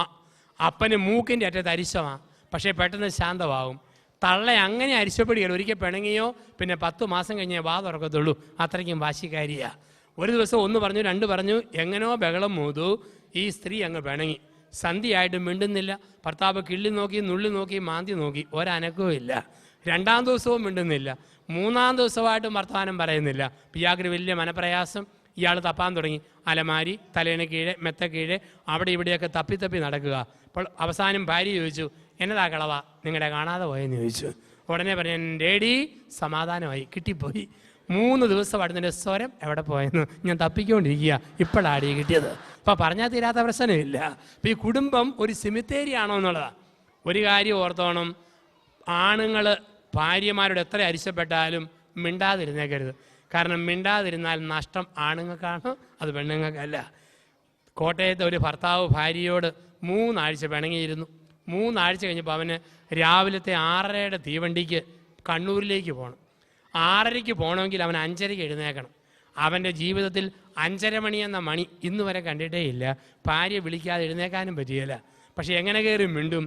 ഇവൻ്റെ വെള്ളക്കടലാസിൽ ഒരു കത്തെഴുതി കൊടുത്തു, പ്രിയതമേ, നാഴി ഉരി, സ്പൂണേ പോർക്ക്, കപ്പ് സോസർ, തട്ടും മുട്ടും ഉരുമും. ഇതുപോലെ ദാമ്പത്യത്തിൽ ഭാര്യാഭർത്താക്കന്മാർ ഒരസും ഉരുമും ബഹളം ഉണ്ടാകും. കണ്ടില്ല കേട്ടില്ല എന്ന് വെക്കുന്നതില്ല വിജയം. എനിക്ക് നിന്നോട് കയറി മിണ്ടണമെന്നുണ്ട്, പെട്ടെന്ന് മിണ്ടാൻ എനിക്ക് വല്ലാത്തൊരു മനപ്രയാസം തോന്നുന്നു. ഞാൻ മലബാറിൽ പോയിട്ട് വരുമ്പം കോഴിക്കോടൻ അലുവായി മേടിച്ചുകൊണ്ട് വരാം, നമുക്ക് അന്ന് ഇണങ്ങി തുടങ്ങാം. നിൻ്റെ സ്വന്തം ചേട്ടൻ ഒപ്പ്. എന്നിട്ട് കീഴെ എഴുതി NB. നാളെ രാവിലെ 5:30 ആകുമ്പം ദയവ് ചെയ്ത് നീ എല്ലാ പിണക്കവും മറന്ന് എന്നെ ഒന്ന് വിളിച്ചേക്കണം, നിൻ്റെ സ്വന്തം ചേട്ടൻ. ഇയാൾ കിടന്നങ്ങ് ഉറങ്ങി. രാവിലെ 9 മണിക്ക് കയ്യേലും കാലിലും സൂര്യപ്രകാശം അടിച്ചപ്പോഴാണ് ഇയാൾ എഴുന്നേൽക്കുന്നത്. ഇയാൾ തന്നാലും ഈ മുതുപിശാച് എന്നെ വിളിച്ചില്ലല്ലോ, ഇത്രയും ക്രൂരമായിട്ട് പെരുമാറിയല്ലോ. എഴുന്നേൽക്കുമ്പോൾ തലയ്ക്കൽ ഒരു ഗ്ലാസ് കട്ടൻ കാപ്പി തണുത്തിരിക്കുന്നു, അതിന് കീഴെ ഒരു കടലാസ്. ഇയാളുടെ അടുത്ത് നോക്കിയപ്പോൾ എഴുതി വെച്ചിരിക്കുന്നു, ചേട്ടാ ചേട്ടാ എഴുന്നേക്ക് ചേട്ടാ, 5:30 ആയില്ലേ, പോകണ്ടേ ചേട്ടാ. അപ്പം ആർക്കാ നഷ്ടക്കച്ചവടം എന്ന്? ഇപ്പം മിണ്ടാതിരുന്നാൽ ആണുങ്ങൾക്കാണ് നഷ്ടക്കച്ചവടം. അപ്പോൾ കുടുംബം, നമ്മുടെ വീട് ചിലപ്പോഴെങ്കിലും ഒരു സിമിത്തേരി ആയിട്ട് മാറുന്നു. മൗനത്തിൻ്റെ സിമിത്തേരിയായിട്ട്, മൗനത്തിൻ്റെ സിമിത്തേരി. ഇപ്പോൾ 1 ഒരു ബാർ ഹോട്ടൽ, 2 ഒരു കശാപ്പ് കട, 3 ഒരു ബ്യൂട്ടി പാർലർ, 4 ഒരു സിനിമാ തിയേറ്റർ, 5 കുടുംബം നമ്മൾ കണ്ടെത്തുന്നു. കുടുംബം ജീവിതത്തിൽ ഒരു സിമിത്തേരി. 6 കുടുംബം ഒരു നരകം. ചില കുടുംബങ്ങൾ നരകമായിട്ട് മാറാം. എങ്ങനെയുള്ള കുടുംബമാണ് നരകം? ഭർത്താവും ഭാര്യയും കൂടെ പിണങ്ങിയിരിക്കുന്ന കുടുംബം നരകം, സ്നേഹിക്കുന്ന കുടുംബം സ്വർഗം. ചില കുടുംബത്തിൽ എന്തോ ഒരു അരിശവും ബഹളമൊക്കെയാണ്. ഭർത്താവും ഭാര്യ എന്നും വഴക്കാണെങ്കിൽ, പരസ്പരധാരണയില്ലെങ്കിൽ അതല്ലേ നരകമെന്ന് പറയുക. പരസ്പരധാരണയും സ്നേഹവും ഉണ്ടെങ്കിൽ അതിനെയല്ലേ നമ്മൾ സ്വർഗമെന്ന് വിളിക്കുക. ഒരു ഭർത്താവ് സ്കൂൾ അധ്യാപകൻ, ദിവസവും ഭാര്യയെ 5 തെറി വിളിക്കാതെ ഇയാൾ സ്കൂളിൽ പോവുകയില്ല. ഇവളാണെങ്കിൽ ഒരു 3 എണ്ണം കേൾക്കാതെ അടുപ്പി തീ കത്തിക്കുകയില്ല. ഒരു ദിവസം 5-6 തെറി ഉറക്ക വിളിച്ചിട്ട് രാവിലെ 9:30 ഇയാൾ സ്കൂളിലോട്ട് പോയി. ഒറ്റയ്ക്ക് തെറിയും പറഞ്ഞ് ഈ ഭാര്യ അടുപ്പി തീ കത്തിക്കാനും തുടങ്ങി. സാധാരണ വൈകുന്നേരം 4:30 ഭർത്താവ് വരിക. അന്ന് ഉച്ച കഴിഞ്ഞ് 2:30 ആയപ്പോഴേ വന്നു. ഭാര്യ ചോദിച്ചു, താൻ എന്നാടോ അവധിയെടുത്തുകൊണ്ട് വഴക്കുണ്ടാക്കാൻ നേരത്തെ എഴുന്നള്ളിയിരിക്കുകയാണ്. ഉടനെ കെട്ടിയോ പറഞ്ഞ, അല്ലടി ഞാനും ഹെഡ് മാസ്റ്ററും കൂടെ 1 പറഞ്ഞു 2 പറഞ്ഞു തട്ടിക്കയറി കൊമ്പ് കോർത്ത് ബഹളം മൂത്തു. അരിശം എന്ന ഹെഡ് മാസ്റ്റർ എന്നോട് പറയുക, താൻ വല്ല നരകത്തിലോട്ടും പോടൂ. ഞാൻ നേരെ ഇങ്ങോട്ട് തന്നെ പോകുന്നടി, വേറെ എങ്ങോട്ട് പോകാനായിട്ടാ? വഴക്കും ബഹളമുള്ള കുടുംബമാണ് നരകം. നരകത്തിലെ കഥാപാത്രങ്ങൾ ആരൊക്കെയാ? കാലൻ, പിശാച്, ശവങ്ങൾ, ഇതെല്ലാമാണ് കഥാപാത്രങ്ങൾ. ഭാര്യ ഭർത്താവിനെ വിളിക്കും കണ്ണിച്ചോരയില്ലാത്ത കാലൻ, ഭർത്താവ് ഭാര്യയെ വിളിക്കും വൃത്തിയില്ലാത്ത മുതുപിശാച്, മക്കളെ നോക്കി പറയും പഠിക്കാൻ കഴിവില്ലാത്ത ശവങ്ങൾ. മൂത്ത ശവം 8ാം ക്ലാസ്സിൽ, 2ാമത്തെ ശവം 6ാം ക്ലാസ്സിൽ, 3ാമത്തെ ശവം 5ാം ക്ലാസ്സിൽ. ആ വീട്ടിലെ മക്കളോട് ചോദിക്കുക, നിങ്ങൾ കാലനെ കണ്ടിട്ടുണ്ടോ? ഉണ്ട്. എന്തിയെ? സിറ്റിക്ക് പോയിരിക്കുന്നു, കുറേ കഴിവിഞ്ഞ് വരും. പിശാചിനെ കണ്ടിട്ടുണ്ടോ? ഉണ്ട്. എന്തിയെ? കറി ഒലത്തിക്കൊണ്ടിരിക്കുന്നു, ചോറ് വാർത്തുകൊണ്ടിരിക്കുന്നു, തുണി അലക്കിക്കൊണ്ടിരിക്കുന്നു. അപ്പം ഇതാണ് കുടുംബം. ഈ സംസാരവും പദപ്രയോഗവും അരിശവും വഴക്കും കൊണ്ടോ കുടുംബം ഒരു നരകം. 7, കുടുംബം ഒരു ഗുസ്തിക്കളം. കുടുംബം ഒരു ഗുസ്തിക്കളം. എങ്ങനെയാ ഗുസ്തിക്കളം? പറഞ്ഞ് ഭർത്താവിനെ തോപ്പിക്കുക, പറഞ്ഞ് ഭാര്യയെ തോപ്പിക്കുക. വാക്ക് ഫൈറ്റിൻ്റെ ഗുസ്തിക്കളം പറഞ്ഞു തോപ്പിക്കുക. ചിലയിടത്ത് ശാരീരിക യുദ്ധമാണ്. ഞാൻ 2 മാസം മുമ്പ് ബാംഗ്ലൂർ സിറ്റിയിൽ ധ്യാനിപ്പിക്കുമായിരുന്നു. അപ്പോൾ ഒരു രാത്രി ഒരു വീട്ടിൽ ഉണ്ണാൻ ചെന്നപ്പോൾ ഭർത്താവും ഭാര്യയും ഇടത്തും വലത്തും വരുന്നു. ഇവൻ ബെർമുഡായും ടീഷർട്ടുമാണ് ധരിച്ചിരിക്കുന്നത്. ഊണ് കഴിഞ്ഞ് പാത്രം കഴിയുമ്പോൾ ഇവൻ ടീഷർട്ട് അങ്ങ് പൊക്കി. ഞാൻ പുറത്തോട്ട് നോക്കുമ്പോഴുണ്ട് 100 മീറ്റർ ഓട്ടത്തിന് കുമ്മായം കൊണ്ട് വരയിട്ടതുപോലെ ഇവൻ്റെ തൊലി പോയിട്ട് വെളുത്ത 3 വര ഇങ്ങനെ. ഇവൻ പറഞ്ഞു, എൻ്റെ അച്ഛ എൻ്റെ ഭാര്യയോട് പറയണം, ടെസിയോട് അരിശം വരുമ്പോൾ ഇതുപോലെ മാന്തി പറിക്കരുതെന്ന് അച്ഛനെന്ന് പറഞ്ഞേക്കണം. ഞാൻ ഇവിടെ നഖം നോക്കുമ്പോഴുണ്ട് ട്രാക്കുളയുടെ മൂത്ത പുത്രിയുടെ വിരൽ പോലെ ഇങ്ങനെ കൂർപ്പിച്ച് വെച്ചിരിക്കുക. അരിശം വന്നോ മാന്തി പറിക്കുക. കുടുംബം ഒരു ഗുസ്തിക്കളം, ശാരീരിക യുദ്ധം, വാക്ക് ഫൈറ്റ്. 8, കുടുംബം ഒരു ചന്ത. ചില കുടുംബങ്ങൾ ചന്തകളാണ്. എങ്ങനെയുള്ള കുടുംബമാണ് ചന്ത? ചന്തയിലെ വർത്തമാനം. ഭാര്യയെ ചെറിയ തെറി ഡോസ് കുറച്ച് വിളിച്ച് തെറി വിളിക്കുന്ന ഭർത്താവ്, ഭർത്താവിനെ തെറി വിളിക്കുന്ന ഭാര്യ, മക്കളെ ആണെങ്കിലും ചെറിയ ചീത്ത വിളിക്കുന്ന ഭാര്യ ഭർത്താക്കന്മാർ, അപ്പനമ്മമാർ. അതാണ് കുടുംബം ഒരു ചന്തയെന്ന് പറയുക. അപ്പൻ്റെയും അമ്മയുടെയും വാക്കും പ്രവൃത്തിയും മക്കൾ കണ്ടുപിടിക്കുക. ഒരു മനുഷ്യൻ എപ്പോഴും വീട്ടിൽ പറയുന്ന വാക്ക് അപ്പൻ. കോപ്പ് കിഴങ്ങ്, മാട കോട, ഓക്കൻ ഉണ്ണാക്കൻ, മറ്റോൻ മറിച്ചോൻ, കോന്തൻ കൊശവൻ. ഇതാണ് അപ്പൻ്റെ വാക്ക്. ഇത് 7 വയസ്സുള്ള ഈ അപ്പൻ്റെ മോൻ കേട്ട് പഠിച്ചു. അവൻ ഗുണനപ്പട്ടിക പോലെ പറഞ്ഞു പഠിക്കാൻ തുടങ്ങി. കോപ്പയ കിഴങ്ങ്, മാട കോട, ഓക്കൻ ഉണ്ണാക്കൻ, മറ്റോൻ മറിച്ചോൻ, കോന്തൻ കൊശവൻ. ഇവനിങ്ങനെ പറഞ്ഞു പഠിച്ചു. അപ്പോൾ ഇടവപ്പള്ളി പെരുന്നാൾ വന്നപ്പം അപ്പന് 75 രൂപ കൊടുത്ത് ഒരു പ്ലാസ്റ്റിക് തീവണ്ടി ഈ മോന് മേടിച്ചു കൊടുത്തു. അവൻ ആ തീവണ്ടി നേരെ നിർത്തി ചൂളം പിടിക്കുന്ന സ്വരം കേൾപ്പിച്ചു, വണ്ടി പോകുന്ന ശബ്ദം കേൾപ്പിച്ചു. അവൻ പറഞ്ഞു, പ്രിയപ്പെട്ടവരെ, നമ്മുടെ തീവണ്ടി കോട്ടയത്തു നിന്നും ചങ്ങനാശ്ശേരി മാവേലിക്കര വഴി കൊല്ലത്തേക്ക് പുറപ്പെടുകയാണ്. 1ാം നമ്പർ കമ്പാർട്ട്മെൻറ്റിൽ 5 കിഴങ്ങന്മാരും 2ാം നമ്പർ കമ്പാർട്ട്മെൻറ്റിൽ 3 ഓക്കന്മാരും കയറിയിട്ടുണ്ട്. ഇതാ നമ്മുടെ വണ്ടി പോകുന്നു. ഇവൻ ഊതി സ്വരം കേൾപ്പിച്ച് അപ്പൻ അരിശം കൊണ്ട് ചൊറിഞ്ഞ് കയറുക. അവൻ ഇതാ നമ്മുടെ വണ്ടി ചങ്ങനാശ്ശേരിയിൽ എത്തിയപ്പം 3 ഓക്കന്മാരിറങ്ങിയപ്പം 4 പൊട്ടന്മാർ പിന്നെയും കയറി. ഇതാ വണ്ടി കൊല്ലത്തേക്ക് പോകുന്നു. അരിശം വന്ന് അപ്പൻ തീവണ്ടി എടുത്ത് ഒറ്റ ഏറ്. അത് 3 കഷ്ണമായിട്ട് പൊട്ടിപ്പോയി. ഇവൻ കുത്തിയിരുന്ന് കരയാൻ തുടങ്ങി. കരഞ്ഞവന് സ്വരം അടച്ചപ്പം അപ്പന് സങ്കടം തോന്നി. അപ്പൻ ചോദിച്ചു, എന്നാത്തിനാടാ കുത്തിയിരുന്ന് മൂങ്ങുന്നത്? അപ്പൻ എൻ്റെ വണ്ടി എറിഞ്ഞ് പൊട്ടിച്ചില്ലേ, അതുകൊണ്ടാണ്. അപ്പം പറഞ്ഞു, അഴുക്ക് വർത്താനം പറഞ്ഞിട്ടാ, മേലിൽ പറയാതിരിക്കാമെങ്കിൽ പരിഹാരമുണ്ട്. അവൻ പറഞ്ഞു, അപ്പനാണ് സത്യം, മേലിൽ ചീത്ത വാക്കൊന്നും പറയത്തില്ല, പുതിയ ഒരെണ്ണം മേടിച്ച് തരാമോ? അപ്പം പറഞ്ഞു, പുത്തൻ മേടിച്ചു തരാൻ കാശില്ല, പഴയത് പെറുക്കി കൊളുത്തി തരാമെന്ന് പറഞ്ഞ് അപ്പം കുത്തിയിരുന്ന് പെറുക്കി എല്ലാ കമ്പാർട്ട്മെൻറ്റും കൊളുത്തി തീവണ്ടിയാക്കി കൊടുത്തു. പറഞ്ഞു, മോനെ മേലിൽ ചീത്ത വാക്ക് പറഞ്ഞേക്കല്. അവൻ പറഞ്ഞു, അപ്പനാണ് സത്യം പറയത്തില്ല. അപ്പം നോക്കി നിന്നു. അവൻ ചൂളം വിളിച്ചു, വണ്ടി പോകുന്ന സ്വരം കേൾപ്പിച്ചു. അവൻ പറഞ്ഞു, പ്രിയപ്പെട്ടവരെ, നമ്മുടെ തീവണ്ടി ചങ്ങനാശ്ശേരിയിൽ നിന്നും തിരുവല്ല, ചെങ്ങന്നൂർ, മാവേലിക്കര വഴി കൊല്ലത്തേക്ക് പുറപ്പെടുകയാണ്. ഒരു പ്രത്യേക അറിയിപ്പുണ്ട്. ഒരു മറ്റോൻ്റെ മോൻ കാരണം ട്രെയിൻ 1/2 മണിക്കൂർ ലേറ്റായി പോയി എന്നുള്ള കാര്യം ഖേദപൂർവ്വം ഞാൻ അറിയിക്കുക. അപ്പോൾ എങ്ങനെയാണോ അപ്പൻ അമ്മ, അങ്ങനെ ആയിരിക്കും മക്കളെന്നാണ് പറയുക. ഇപ്പോൾ കുടുംബം ഒരു ചന്ത. ഇപ്പം കുടുംബം ഒരു ചന്തയാണോ എന്നുള്ളത് 8. അപ്പം ഇത് 8ഉം തെറ്റായ കുടുംബങ്ങൾ. ഇനി 9ഉം 10ഉമാണ് ശരിയായ കുടുംബങ്ങൾ. ഏതാണ് 9ാമത്തെ കുടുംബം? 9, കുടുംബം ഒരു വിദ്യാലയം. നമ്മൾ ഇന്ന് ഈ കുടുംബ സംഗമമൊക്കെ പങ്കെടുക്കുമ്പോൾ ദൈവത്തിൻ്റെ പദ്ധതിയാണ്, ദൈവിക പ്ലാനാണ് കുടുംബം എന്ന് പറയുമ്പോൾ ഈ 9ഉം 10ഉം മോഡലായിട്ട് മാറണം. 9 കുടുംബം ഒരു വിദ്യാലയം. വിദ്യാലയത്തിലെ ഗുരുഭൂതരാരാ? മാതാപിതാക്കൾ. മാതാപിതാക്കളുടെ ജീവിതം കണ്ട് മക്കൾ പാഠം പഠിക്കണം. ദിവസവും മുടങ്ങാതെ സന്ധ്യാപ്രാർത്ഥനയ്ക്ക് ഒരുമിച്ചുള്ളപ്പം അപ്പനും അമ്മയും ഒരുമിച്ച് പ്രാർത്ഥിക്കുന്ന കാണുമ്പം മക്കളും അതുപോലെ പ്രാർത്ഥിക്കും. വിശുദ്ധ കുർബാനയ്ക്ക് ദേവാലയത്തിൽ കുർബാനയ്ക്ക് മുമ്പ് 5 മിനിറ്റ് മുമ്പ് ചെല്ലുന്ന അപ്പനും അമ്മയും കണ്ടോ മക്കൾ അങ്ങനെ പങ്കെടുക്കും, കുർബാനയിൽ പങ്കെടുക്കും. വേദപുസ്തകം മുടങ്ങാതെ വായിക്കുന്ന മാതാപിതാക്കളെ കണ്ടോ മക്കൾ അങ്ങനെ വേദപുസ്തകം വായിച്ചു തുടങ്ങും. ജീവിത മാതൃക, ജീവിതത്തെ മാതൃകയാക്കി മാറ്റുമ്പോൾ കുടുംബം വിദ്യാലയം. ആ വീടിനെ നോക്കി ആൾക്കാർ പറയും, നോക്കൂ ആ അപ്പനെ അമ്മയെ നോക്കി പഠിക്ക്, ആ മക്കളെ നോക്കി പഠിക്ക്, ആ വീട്ടുകാരെ നോക്കി പഠിക്ക്. അങ്ങനെ മറ്റുള്ളവർ നോക്കി പഠിക്കുന്ന വീടായിട്ട് നമ്മുടെ വീടിനെ മാറ്റുമ്പോൾ ആ വീടിനെ വിളിക്കുന്ന വാക്കാണ് കുടുംബം ഒരു വിദ്യാലയം. 10 ഏറ്റവും പ്രധാനപ്പെട്ടത് കുടുംബം ഒരു ദേവാലയം. എന്താണ് കുടുംബം ഒരു ദേവാലയം? കുടുംബം ഒരു ദേവാലയം എന്ന് പറഞ്ഞു കഴിഞ്ഞാൽ കുടുംബജീവിതം 7 തൂണുകളിൽ പണിയണം. നമുക്ക് പെട്ടെന്ന് ഓടിച്ച് കാണാം. കുടുംബം ഒരു ദേവാലയം എന്ന് പറഞ്ഞാൽ 7 തൂണുകളിൽ കുടുംബം പണിയപ്പെടണം. ഓരോ തൂണും ആരംഭിക്കുന്നത് സ എന്ന വാക്കിലാണ്. സ എന്ന വാക്കിൽ തുടങ്ങുന്ന 7 തൂണുകൾ. ആ തൂണുകളിൽ നിങ്ങളുടെ വീട് പണിതാൽ, നമ്മുടെ ഭവനം പണിതാൽ ആ വീട് ഈ ഭൂമിയിൽ ഒരു സ്വർഗമായിട്ട് മാറും. 1 കുടുംബത്തെ സ്വർഗമാക്കുന്ന 1ാമത്തെ തൂണിൻ്റെ പേരാണ് സ്വാതന്ത്ര്യം. സ്വാതന്ത്ര്യം. ഉൽപ്പത്തി പുസ്തകം 2:25. ഉൽപ്പത്തി 2:25. പുരുഷനും സ്ത്രീയും നഗ്നരായിരുന്നു, പക്ഷെ അവർക്ക് ലജ്ജ തോന്നിയിരുന്നില്ല. പുരുഷനും സ്ത്രീയും നഗ്നരായിരുന്നു, ലജ്ജ തോന്നിയിരുന്നില്ല. എന്താ അർത്ഥം? ഉൽപ്പത്തി പുസ്തകത്തിൽ നഗ്നത എന്ന വാക്കിൻ്റെ അർത്ഥം തുണിയില്ലാത്ത അവസ്ഥയെന്നല്ല, സ്വാതന്ത്ര്യം. സ്വാതന്ത്ര്യം എന്ന് പറഞ്ഞാൽ ദൈവത്തെ ഒളിക്കാൻ മനുഷ്യർക്കൊന്നുമില്ല, ഭർത്താവിനെ ഒളിക്കാൻ ഭാര്യയ്ക്കൊന്നുമില്ല, ഭാര്യയെ ഒളിക്കാൻ ഭർത്താവിനൊന്നുമില്ല. ഇതാണ് പരിപൂർണ സ്വാതന്ത്ര്യം. സ്വാതന്ത്ര്യം. ഈ സ്വാതന്ത്ര്യം നമ്മൾ കണ്ടിട്ടുണ്ട് കുടുംബത്തിലും. ചില കൊച്ചു പിള്ളേർക്ക് എന്തോ ഒരു സ്വാതന്ത്ര്യമാണ്.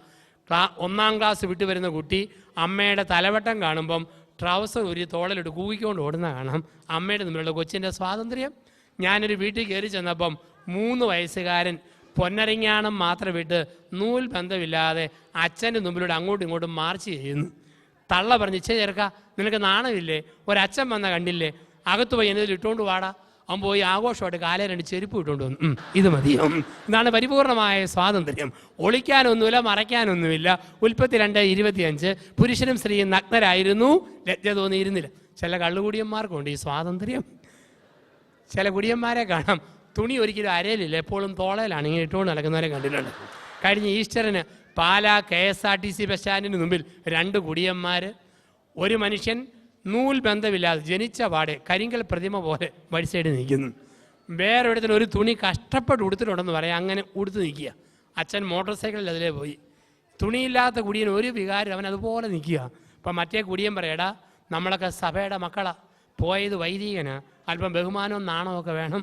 എടാ പൂസായെന്നും കണ്ട് നിൻ്റെ നാണം മൊത്തം പോയാലും എനിക്കത് പോയിട്ടില്ലടാ, എനിക്കുണ്ട് നാണമെന്നും പറഞ്ഞ് ഇവൻ്റേത് പറിച്ച് അവനെ ഉടിപ്പിക്കുന്ന കുടിയൻ. ഇതാണ് സ്വാതന്ത്ര്യം എന്ന് പറയുക. ഇപ്പോൾ ഒളിക്കാനും മറയ്ക്കാനും ഒന്നുമില്ലാത്ത ഒരു ജീവിത ശൈലി, അതാണ് സ്വാതന്ത്ര്യം എന്ന് പറഞ്ഞാൽ. ഭർത്താവിനെ ഒളിക്കാൻ ഭാര്യയ്ക്കൊന്നും ഉണ്ടായിരിക്കരുത്, ഭാര്യയെ ഒളിക്കാൻ ഭർത്താവിനൊന്നും ഉണ്ടായിരിക്കരുത്. പരിപൂർണമായ സ്വാതന്ത്ര്യം. ഒരു സ്ത്രീ വേറൊരു പുരുഷനോട് സംസാരിക്കുന്നത് ഭർത്താവ് കണ്ടുകൊണ്ട് വരുമ്പോൾ ഭാര്യയ്ക്ക് ടെൻഷനായാൽ അർത്ഥം അവൾക്ക് സ്വാതന്ത്ര്യമില്ല. അതുപോലെ ഭർത്താവ് ഒരു സ്ത്രീയോട് സംസാരിക്കുന്നത് ഭാര്യ കണ്ടുവരുമ്പം ഭർത്താവിന് പിരിമുറുക്കം ഉണ്ടായാൽ സ്വാതന്ത്ര്യമില്ല. ചില ഭർത്താക്കന്മാർ പറയും, എൻ്റെ അച്ഛൻ എൻ്റെ ഭാര്യയോട് ഈ കാര്യം ഒന്ന് പറയാവോ? ചില പെണ്ണുങ്ങൾ പറയും, അച്ഛൻ എൻ്റെ കെട്ടിയവനോട് പറയാവോ? എനിക്ക് പറയാൻ പേടിയാ, എങ്ങനെ സ്വീകരിക്കുമെന്ന് അറിയത്തില്ല. എന്തുവേതും പറയാനുള്ള സ്വാതന്ത്ര്യം. ഒരു ഇളയ പെങ്ങൾക്ക് മൂത്ത ആങ്ങളയോടുള്ള സ്വാതന്ത്ര്യം കുടുംബത്തിൽ ഒരു ഭാര്യയ്ക്ക് ഉണ്ടാകണം ഭർത്താവിനോട്. ഒരു മൂത്ത ആങ്ങളയ്ക്ക് ഇളയ പെങ്ങളോടുള്ള സ്വാതന്ത്ര്യം ഒരു ഭർത്താവിന് ഭാര്യയോടുണ്ടാകണം. സ്വാതന്ത്ര്യം. 2 സുരക്ഷിതത്വം. കുടുംബത്തെ സ്വർഗമാക്കുന്ന 2ാമത്തെ തൂണ് സുരക്ഷിതത്വം. നാടിൽ സ്വന്തമായിട്ട് അല്പം സ്ഥലം, നാട്ടിൽ സ്വന്തമായിട്ടൊരു വീട്, വൈകാരിക സുരക്ഷിതത്വം, മക്കൾക്ക് സംരക്ഷണം, ഇതെല്ലാം കൊടുക്കുമ്പോൾ ഭർത്താവ് ഭാര്യയ്ക്ക് കൊടുക്കുന്നത് സുരക്ഷിതത്വമാണ്. പൈസ നോക്കിയും കണ്ടും ചെലവഴിക്കുന്നു, അനാവശ്യ കമൻറ്റുകളോ വാക്കുകളോ പറയുന്നില്ല, പ്രാർത്ഥിച്ച് കൂടെ നിഴല് പോലെ നിൽക്കുന്ന ഭാര്യ, വീട്ടിലും പരിസരങ്ങളിലൊക്കെ വൃത്തി, അങ്ങനെയുള്ള ഭാര്യ കൊടുക്കുന്നത് സുരക്ഷിതത്വ ബോധമാണ്. ഈ സുരക്ഷിതത്വം കൊടുത്തില്ലേ കുടുംബം നരകമാകും, സുരക്ഷിതത്വം കൊടുത്തോ കുടുംബം സ്വർഗം. ഇപ്പോൾ 1 സ്വാതന്ത്ര്യം, 2 സുരക്ഷിതത്വം. കുടുംബത്തെ സ്വർഗമാക്കുന്ന മൂന്നാമത്തെ തൂണിൻ്റെ പേരാണ് കുടുംബത്തിൽ സാമീപ്യം വേണം. സാമീപ്യം. ഇന്ന് ഓർക്കുക, ഭർത്താവും ഭാര്യയും ഒരുമിച്ചുള്ളപ്പോഴൊക്കെ അടുത്തിരുന്ന് കുറേ സമയം വർത്തമാനം പറയണം. ഇന്ന് ഇഷ്ടം പോലെ പൈസ ഉണ്ടാക്കിയേക്കാം, നാട്ടിൽ സ്ഥലം മേടിച്ചേക്കാം, പക്ഷേ സാമീപ്യം ഉണ്ടോ എന്നുള്ളതാണ്.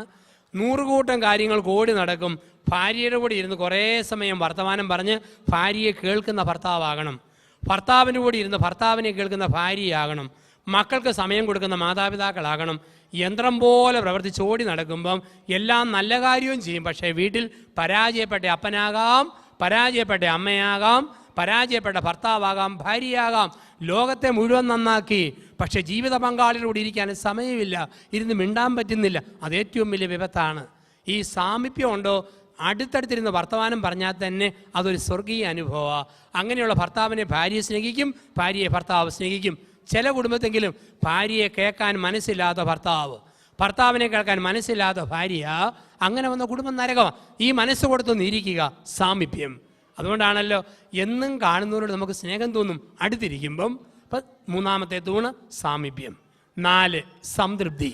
കുടുംബത്തിൽ സംതൃപ്തി വേണം. എന്താ സംതൃപ്തി?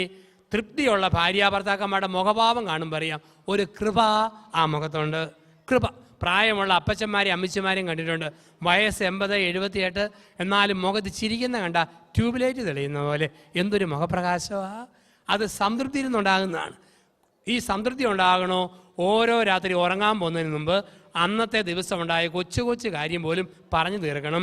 ഒരിക്കലും ഒരു സംശയം വെച്ചുകൊണ്ട് ഉറങ്ങരുത്, ഒരിക്കലും വെറുപ്പ് വെച്ചുകൊണ്ട് ഉറങ്ങരുത്. ഓരോ ദിവസവും പറഞ്ഞു തീർക്കുക, ഉറങ്ങാൻ പോവുക. 5 പറയുന്നു സമർപ്പണം. ഭാര്യാഭർത്താക്കന്മാർക്കിടയിൽ 3 സമർപ്പണം വേണം, വളരെ പ്രധാനപ്പെട്ടത്. 1, സാമ്പത്തിക സമർപ്പണം. എന്താ സാമ്പത്തിക സമർപ്പണം? ഭർത്താവും ഭാര്യയും കൂടെ ഇടയിൽ ഒരിക്കലും ഒളിക്കുന്ന കാശിടപാട് ഒരിക്കലും ഉണ്ടാകരുത്. ഭർത്താവിനെ ഒളിക്കുന്ന സ്വകാര്യ നിക്ഷേപം ഒരു ഭാര്യയ്ക്കരുത്. ഭാര്യയെ ഒളിക്കുന്ന കാശിടപാട് ഒരു ഭർത്താവ് നടത്തരുത്. കുടുംബം സ്വർഗമാകണമെങ്കിൽ ഭർത്താവ് എല്ലാ കാര്യത്തിനും ശരിക്കും ശ്രദ്ധിക്കുന്ന ഭർത്താവാണോ അവനെ ഒളിക്കുന്ന 10 രൂപയുടെ ഇടപാട് പോലും നടത്തരുത്. അതേസമയത്ത് മുഴുവൻ പിഴിഞ്ഞെടുക്കുകയും ഭാര്യയ്ക്കൊരു ശ്രദ്ധയില്ലേ, അവൾക്ക് അവളുടേതായ വഴികൾ, അത് നീതീകരിക്കപ്പെട്ടതാണ്. വീട് നോക്കുന്ന ഭർത്താവ്, സംരക്ഷിക്കുന്ന ഭർത്താവിനെ ഭാര്യ ഒളിക്കലും സാമ്പത്തിക കാര്യത്തിൽ ഒളിക്കരുത്. അതുപോലെ വീടിൻ്റെ സാമ്പത്തിക സ്ഥിതി ഭാര്യയെ ഭർത്താവ് അറിയിച്ചിരിക്കണം. സാമ്പത്തിക സമർപ്പണം. 2, ആത്മീയ സമർപ്പണം. എന്താ ആത്മീയ സമർപ്പണം? ഒരുമിച്ചുള്ള സന്ധ്യാപ്രാർത്ഥന വേണം. ഒരുമിച്ചുള്ളപ്പോൾ ഞായറാഴ്ച ഒരുമിച്ച് കുർബാനയ്ക്ക് പോകണം. സാധിക്കുമ്പോൾ ഒരുമിച്ച് വേദപുസ്തകം വായിക്കണം. ഒരുമിച്ചതുപോലെ വചനം കേൾക്കാൻ പോകണം. ആത്മീയ സമർപ്പണം വേണം. അതുപോലെ ലൈംഗിക സമർപ്പണം. എന്താണ്? സെക്സിൻ്റെ സമർപ്പണം. ചില ആണുങ്ങളുണ്ട്, കല്യാണം കഴിച്ചാലും വിവാഹത്തിൽ ബലാത്സംഗം നടത്തുന്നവരാണ്. എങ്ങനെയുള്ള ആണുങ്ങളാ? എപ്പോഴും പകൽ മുഴുവൻ പൂരപ്പാട്ട്. നിൻ്റെ അപ്പൻ ഓക്കൻ, നിൻ്റെ ആങ്ങള ഊളൻ, നിൻ്റെ അനീതിക്ക് വട്ട്, നിൻ്റെ അമ്മയ്ക്ക് പിച്ച്, നിൻ്റെ കുടുംബക്കാർക്ക് മുഴുവൻ ഭ്രാന്ത്, പകൽ മുഴുവൻ കുറ്റം, രാത്രി പൊന്നേ തേനെ പാലേ വെമ്പേ കൂടെ കിടക്കാൻ കൂടെ പാടി, ഇങ്ങനെ വിളിക്കുന്ന ആണുങ്ങളുണ്ട്. അവൻ യഥാർത്ഥ ഭർത്താവെന്ന് പറയാൻ പറ്റുകയില്ല. ചില ആണുങ്ങളുണ്ട്, ഭാര്യയ്ക്ക് ഇഷ്ടമില്ലാത്ത വിധത്തിൽ ബ്ലൂ ഫിലിം കാണാൻ നിർബന്ധിക്കുക, ഇഷ്ടമില്ലാത്ത ശാരീരിക വേഴ്ചയ്ക്ക്, അറപ്പ് ഭാര്യയിലുണ്ടാകുന്ന ശാരീരിക ബന്ധങ്ങൾക്ക് നിർബന്ധിക്കുക. അത് പക്വതയില്ലാത്ത ഭർത്താവാണ്. അന്തസ്സുള്ള ഭർത്താവാണോ ഭാര്യയിൽ ആത്മാഭിമാന ബോധം ഉണർത്തും. എന്നിട്ട് അവർക്ക് തോന്നും ഈ ഭർത്താവിന് എൻ്റെ ശരീരത്തെയും മനസ്സിനെയും ഞാൻ സമർപ്പിക്കണം. അങ്ങനെ ഒരു വൈകാരിക തലം ഭാര്യയിൽ ഉണർത്തുന്നവനാണ് ഭർത്താവ്. ശാരീരിക സമർപ്പണം. പോലെ പെണ്ണുങ്ങളുമുണ്ട്. ചില സ്ത്രീകളുടെ ഓർമ്മ 10 or 55 വയസ്സ് കഴിഞ്ഞാൽ പിന്നെ ഭാര്യാഭർത്തൃ ബന്ധം പാടില്ലെന്ന. ഒരു സ്ത്രീ പറഞ്ഞ, അച്ഛാ എനിക്ക് 58 വയസ്സ്, കെട്ടിയവൻ 62 വയസ്സായ അച്ഛാ. ഓ എൻ്റെ അച്ഛ 62 വയസ്സായെന്ന് പറഞ്ഞാലും ഇപ്പോഴും ഒരു തരി ഗുണാമണ ഇടപാടാച്ചാന്ന് പറഞ്ഞു. അപ്പോൾ ആ സ്ത്രീയുടെ ഓർമ്മ 62-ാം വയസ്സിൽ ആണുങ്ങളുടെ വികാരങ്ങൾ തീർന്നു പോയെന്ന്. ഇന്ന് കുടുംബദിനത്തിൽ ഓർക്കുക പ്രിയ സഹോദരിമാരെ, ആണുങ്ങൾക്ക് ശാരീരിക ലൈംഗിക വികാരം എത്ര വയസ്സ് വരെ ഉണ്ടെന്ന് ചോദിച്ചാൽ അച്ഛൻ പറയുന്നതാണ് കണക്ക്. ഇങ്ങനെയുള്ള വികാരം ആണുങ്ങളെ സംബന്ധിച്ച് മരിച്ചു കഴിഞ്ഞ് ഒരു 5 മിനിറ്റ് കൂടെ കാണും. ഇത് മനസ്സിലാക്കിയില്ലെങ്കിൽ കുടുംബ ബന്ധങ്ങൾ തകർന്നു പോകുന്ന അറിയുക. ചില സ്ത്രീകളെ കാണാം, കണക്ക് പറഞ്ഞാണ് ഭർത്താവിനോട് ബന്ധം. ചില സ്ത്രീകൾ പറയും തിങ്കളാഴ്ച വിശുദ്ധന്മാരുടെ ദിവസം, ചൊവ്വാഴ്ച മോശം ദിവസം, ബുധനാഴ്ച യൗസേപിതാവിനുള്ള പ്രത്യേക ദിവസം, വ്യാഴാഴ്ച കാവൽമാലാകാരുടെ ദിവസം, വെള്ളിയാഴ്ച ഉപവാസ ദിവസം, ശനിയാഴ്ച കന്യാമറിയത്തിൻ്റെ ദിവസം, ഞായറാഴ്ച അവധി ദിവസം. പിന്നെ ഏത് ദിവസമാണ് ഭർത്താവിനുള്ള ദിവസം? ഒരു സ്ഥലത്ത് ഞാൻ പറഞ്ഞു, ഇങ്ങനെ പെണ്ണുങ്ങളുടെ ദിവസം നോക്കിയാൽ ദിവസം നോക്കാത്ത പെണ്ണുങ്ങളെ തേടി ആണുങ്ങൾ 10 150 രൂപയായിട്ട് പോയാൽ ആണുങ്ങളെ പഴിക്കരുത്. അത് കേട്ട വളരെ ചേട്ടൻ പറയുക എഴുന്നേറ്റിട്ട്, അച്ഛൻ ഏത് കാട്ടിൽ നിന്നാണ് വരുന്നതെന്ന് ചോദിച്ചു. ഞാൻ പറഞ്ഞു അതിനാ അച്ഛായെന്ന് ചോദിച്ചു. എൻ്റെ അച്ഛ പണ്ടാ 150, ഇപ്പം 300 പറഞ്ഞു. ഇപ്പം ഇതാണ് കാലം. അപ്പോൾ ലൈംഗിക സമർപ്പണം, ഇപ്പോൾ 1 സാമ്പത്തിക സമർപ്പണം, 2 ആത്മീയ സമർപ്പണം, 3 ശാരീരിക സമർപ്പണം. സമർപ്പണത്തിൻ്റെ 3 മേഖലകൾ. ഇപ്പോൾ സമർപ്പണം വേണം കുടുംബം സ്വർഗമാണെങ്കിൽ. ഇപ്പോൾ 1 സ്വാതന്ത്ര്യം, 2 സുരക്ഷിതത്വം, 3 സാമീപ്യം, 4 സംതൃപ്തി, 5 സമർപ്പണം. സാമ്പത്തിക സമർപ്പണം, ആത്മീയ സമർപ്പണം, ശാരീരിക സമർപ്പണം. 6 സമാധാനം. കുടുംബത്തെ സ്വർഗമാക്കുന്ന 6ാമത്തെ തൂണാണ് സമാധാനം. കുടുംബത്തെ ദേവാലയമാക്കുന്ന 6ാമത്തെ തൂണ് സമാധാനം. എന്തെല്ലാം വേദനയുണ്ടെങ്കിലും ഭാര്യയുടെയും ഭാര്യ വീട്ടുകാരുടെയും സ്വന്തം വീട്ടുകാരുടെയും സമാധാനം തകർക്കുന്ന ഒരു വാക്കും ഭർത്താവ് സംസാരിക്കരുത്. ഒരു സ്ത്രീക്ക് എത്ര ബുദ്ധിമുട്ടുണ്ടായാലും കെട്ടിയവൻ്റെ വീട്ടുകാരുടെയും കുറ്റം പറഞ്ഞ് സ്വന്തം അപ്പനമ്മമാരുടെ അടുക്കിലേക്ക് ഓടരുത്. തൊണ്ട പുഴുത്തോ ഞുണഞ്ഞിറക്കുക. ലോകത്താരോടും പറയരുത്. എത്ര സഹിക്കേണ്ടി വന്നാലും സമാധാനം തകർക്കരുത്. ഭർത്താവിൻ്റെ അമ്മയിൽ നിന്നും അപ്പനിൽ നിന്നും അകറ്റുന്ന, പെങ്ങന്മാരിൽ നിന്നും സഹോദരന്മാരിൽ നിന്ന് അകറ്റുന്ന ഒരു ഭാര്യയായിരിക്കരുത്. ഭാര്യയെ ഒരിക്കലും പിന്നെ ഭാര്യ വീട്ടുകാരുമായി ഒരു ബന്ധവും വേണ്ടെന്ന് പറഞ്ഞ് മുറിക്കുന്ന ഒരു ഭർത്താവായിരിക്കരുത്. മനസ്സമാധാനം വേണം, കുടുംബസമാധാനം വേണം. കുടുംബത്തിൽ അങ്ങനെയുള്ള അന്തരീക്ഷം നമുക്ക് ആവശ്യമാണ്. ചില പെണ്ണുങ്ങളെയും മറ്റുമൊക്കെ കാണാം, കല്യാണം കഴിഞ്ഞ് വരുമ്പോൾ അമ്മായിമ്മയ്ക്ക് മകൻ്റെ ഭാര്യയോട് പോര്, ചില മരുമകളുമാർക്ക് ഭർത്താവിൻ്റെ അമ്മയോട് പിണക്കം. ചില പെണ്ണുങ്ങൾ കല്യാണം കഴിഞ്ഞ് 6ാം മാസം നമ്മുടെയൊക്കെ നാട്ടിൽ പുതച്ച് മൂടി കിടക്കും. രാത്രി 11-ന് ഭർത്താവിൻ്റെ ചെവി ചെന്ന് തവള കാറാൻ തുടങ്ങും. നിങ്ങളൊക്കെ നമ്മുടെ നാട്ടിൽ വരുമ്പോൾ മഴ പെയ്യുമ്പം തവള കാർന്ന് കേട്ടിട്ടുണ്ട്. എങ്ങനെയാണ് തവള കാറുക? മേക്രോ മേക്രോ ക്രോ മേക്രോ മേക്രോ ക്രോ, ഇങ്ങനെയാണ് തവള കാറുക. ചില പെണ്ണുങ്ങൾ കല്യാണം കഴിഞ്ഞ് 6ാം മാസം ഭർത്താവിന് ചെവി ചെന്ന് തവള കാറും. എന്താ കാറുക? ചേട്ടാ വേറെ പാം, മാറിപ്പാം, ഇപ്പം പാം, മേക്രോ മേക്രോ ക്രോ. എന്തോ ഒരു കാര്യം കുടുംബത്തിൽ. ഇവിടെയാണ് സമാധാനം തകർക്കുന്ന ഒരു ഭാര്യയാകരുത്, സമാധാനം തകർക്കുന്ന ഒരു ഭർത്താവായിരിക്കരുത്. കുടുംബത്തിൽ സമാധാനം വേണം. ചിന്തകളെ അവസാനിപ്പിക്കാൻ സമയം കഴിഞ്ഞതുകൊണ്ട് 7ാമത് കുടുംബത്തെ സ്വർഗമാക്കുന്ന, ദേവാലയമാക്കുന്ന അവസാനത്തെ തൂണാണ് കുടുംബത്തിൽ സ്നേഹം. ഏറ്റവും പ്രധാനപ്പെട്ടതാണ് സ്നേഹം. അതുകൊണ്ടാണ് പൗലോസ്ലീഹ പറയുക എഫേസ്യസ് ലേഖനം 5-ാം അധ്യായത്തിൽ, ഭാര്യമാരെ ഭർത്താക്കന്മാരെ സ്നേഹിക്കുവിൻ, ഭർത്താക്കന്മാരെ ഭാര്യമാരെ നിങ്ങൾ സ്നേഹിക്കുവിൻ. ഈ സ്നേഹം ഉള്ളി വെച്ചാൽ പോലെ പ്രകടിപ്പിക്കണം. ചില ആണുങ്ങൾക്കൊരു ഓർമ്മയുണ്ട്, സ്നേഹം കാണിച്ച പെങ്കോന്തനാന്ന് വിളിക്കും. അതുകൊണ്ട് മുഖം വീർപ്പിച്ചിരിക്കുന്ന മിടുക്ക് ഒരിക്കലും കരുതിയേക്കരുത്. ഒരു തള്ള പറഞ്ഞു, എൻ്റെ അച്ഛൻ എനിക്കൊരു മോൻ, ആ മോന് 5 ഭാഷ അറിയാം. മലയാളം, തമിഴ്, കന്നഡ, ഹിന്ദി, ഇംഗ്ലീഷ്, 5 ഭാഷ. പക്ഷെ ഒരു കുഴപ്പമുണ്ട്, അവന് ഊമന, വർത്താനം പറയില്ല. 5 ഭാഷ അറിയാം, ഊമനായ പിന്നെ കാര്യമുണ്ടോ? ഒരിക്കൽ ദമ്പതിമാരെ ധ്യാനിപ്പിച്ചപ്പോൾ ഒരു സ്ത്രീ പറഞ്ഞു, അച്ഛാ എൻ്റെ കെട്ടിയവൻ എന്നോടല്ല ഇഷ്ടം, അദ്ദേഹം 25 ഏക്കർ റബ്ബർ തോട്ടത്തെയും ഒരു മാരുതിക്കാരനെയാണ് കെട്ടിയിരിക്കുന്നത്. എൻ്റെ കൂടെ മാസത്തിൽ 2 ദിവസം പോലും താമസിക്കുകയില്ല. ഞാൻ പറഞ്ഞു, പൊന്നു മനുഷ്യ, ഭാര്യയ്ക്ക് ഇങ്ങനെ പരാതിയുണ്ട്, അല്പമൊക്കെ ശ്രദ്ധ കൊടുക്കേണ്ടത്. ഉടനെ അവൻ പറഞ്ഞു, പൊട്ടി, അവൾക്ക് വല്ല വിവരമുണ്ടോ അച്ഛാ? അവൾക്ക് എന്നാത്തിൻ്റെ കുറവാച്ചാ? 10 ഷീറ്റ് അവളുടെ പേരിൽ, ഒരു അംബാസഡർ കാറ്, സമർത്ഥനായൊരു ഡ്രൈവർ, ഒരു കുറവും ഞാൻ വരുത്തിയിട്ടില്ല. ഞാൻ പറഞ്ഞു, അതാ കുറവ്, ഡ്രൈവർ പോരാ, നീ തന്നെ വീട്ടിൽ വേണം. ഇതാണ് പ്രശ്നമെന്ന് പറയുക. അപ്പോൾ കുടുംബത്തിൽ ഈ സ്നേഹം കൊടുക്കാൻ പഠിക്കണം. സ്നേഹത്തിൻ്റെ ബാലപാഠങ്ങൾ കൊടുക്കാൻ പഠിക്കുക. ഓർത്ത് നോക്കിക്കേ, സ്നേഹിക്കുന്ന ഭർത്താവുണ്ടോ ഭാര്യ ഏത് കുരിശും ചുമക്കും. സ്നേഹിക്കുന്ന ഭാര്യയുണ്ടോ ഭർത്താവ് ഏത് ഭാരവും എടുക്കും.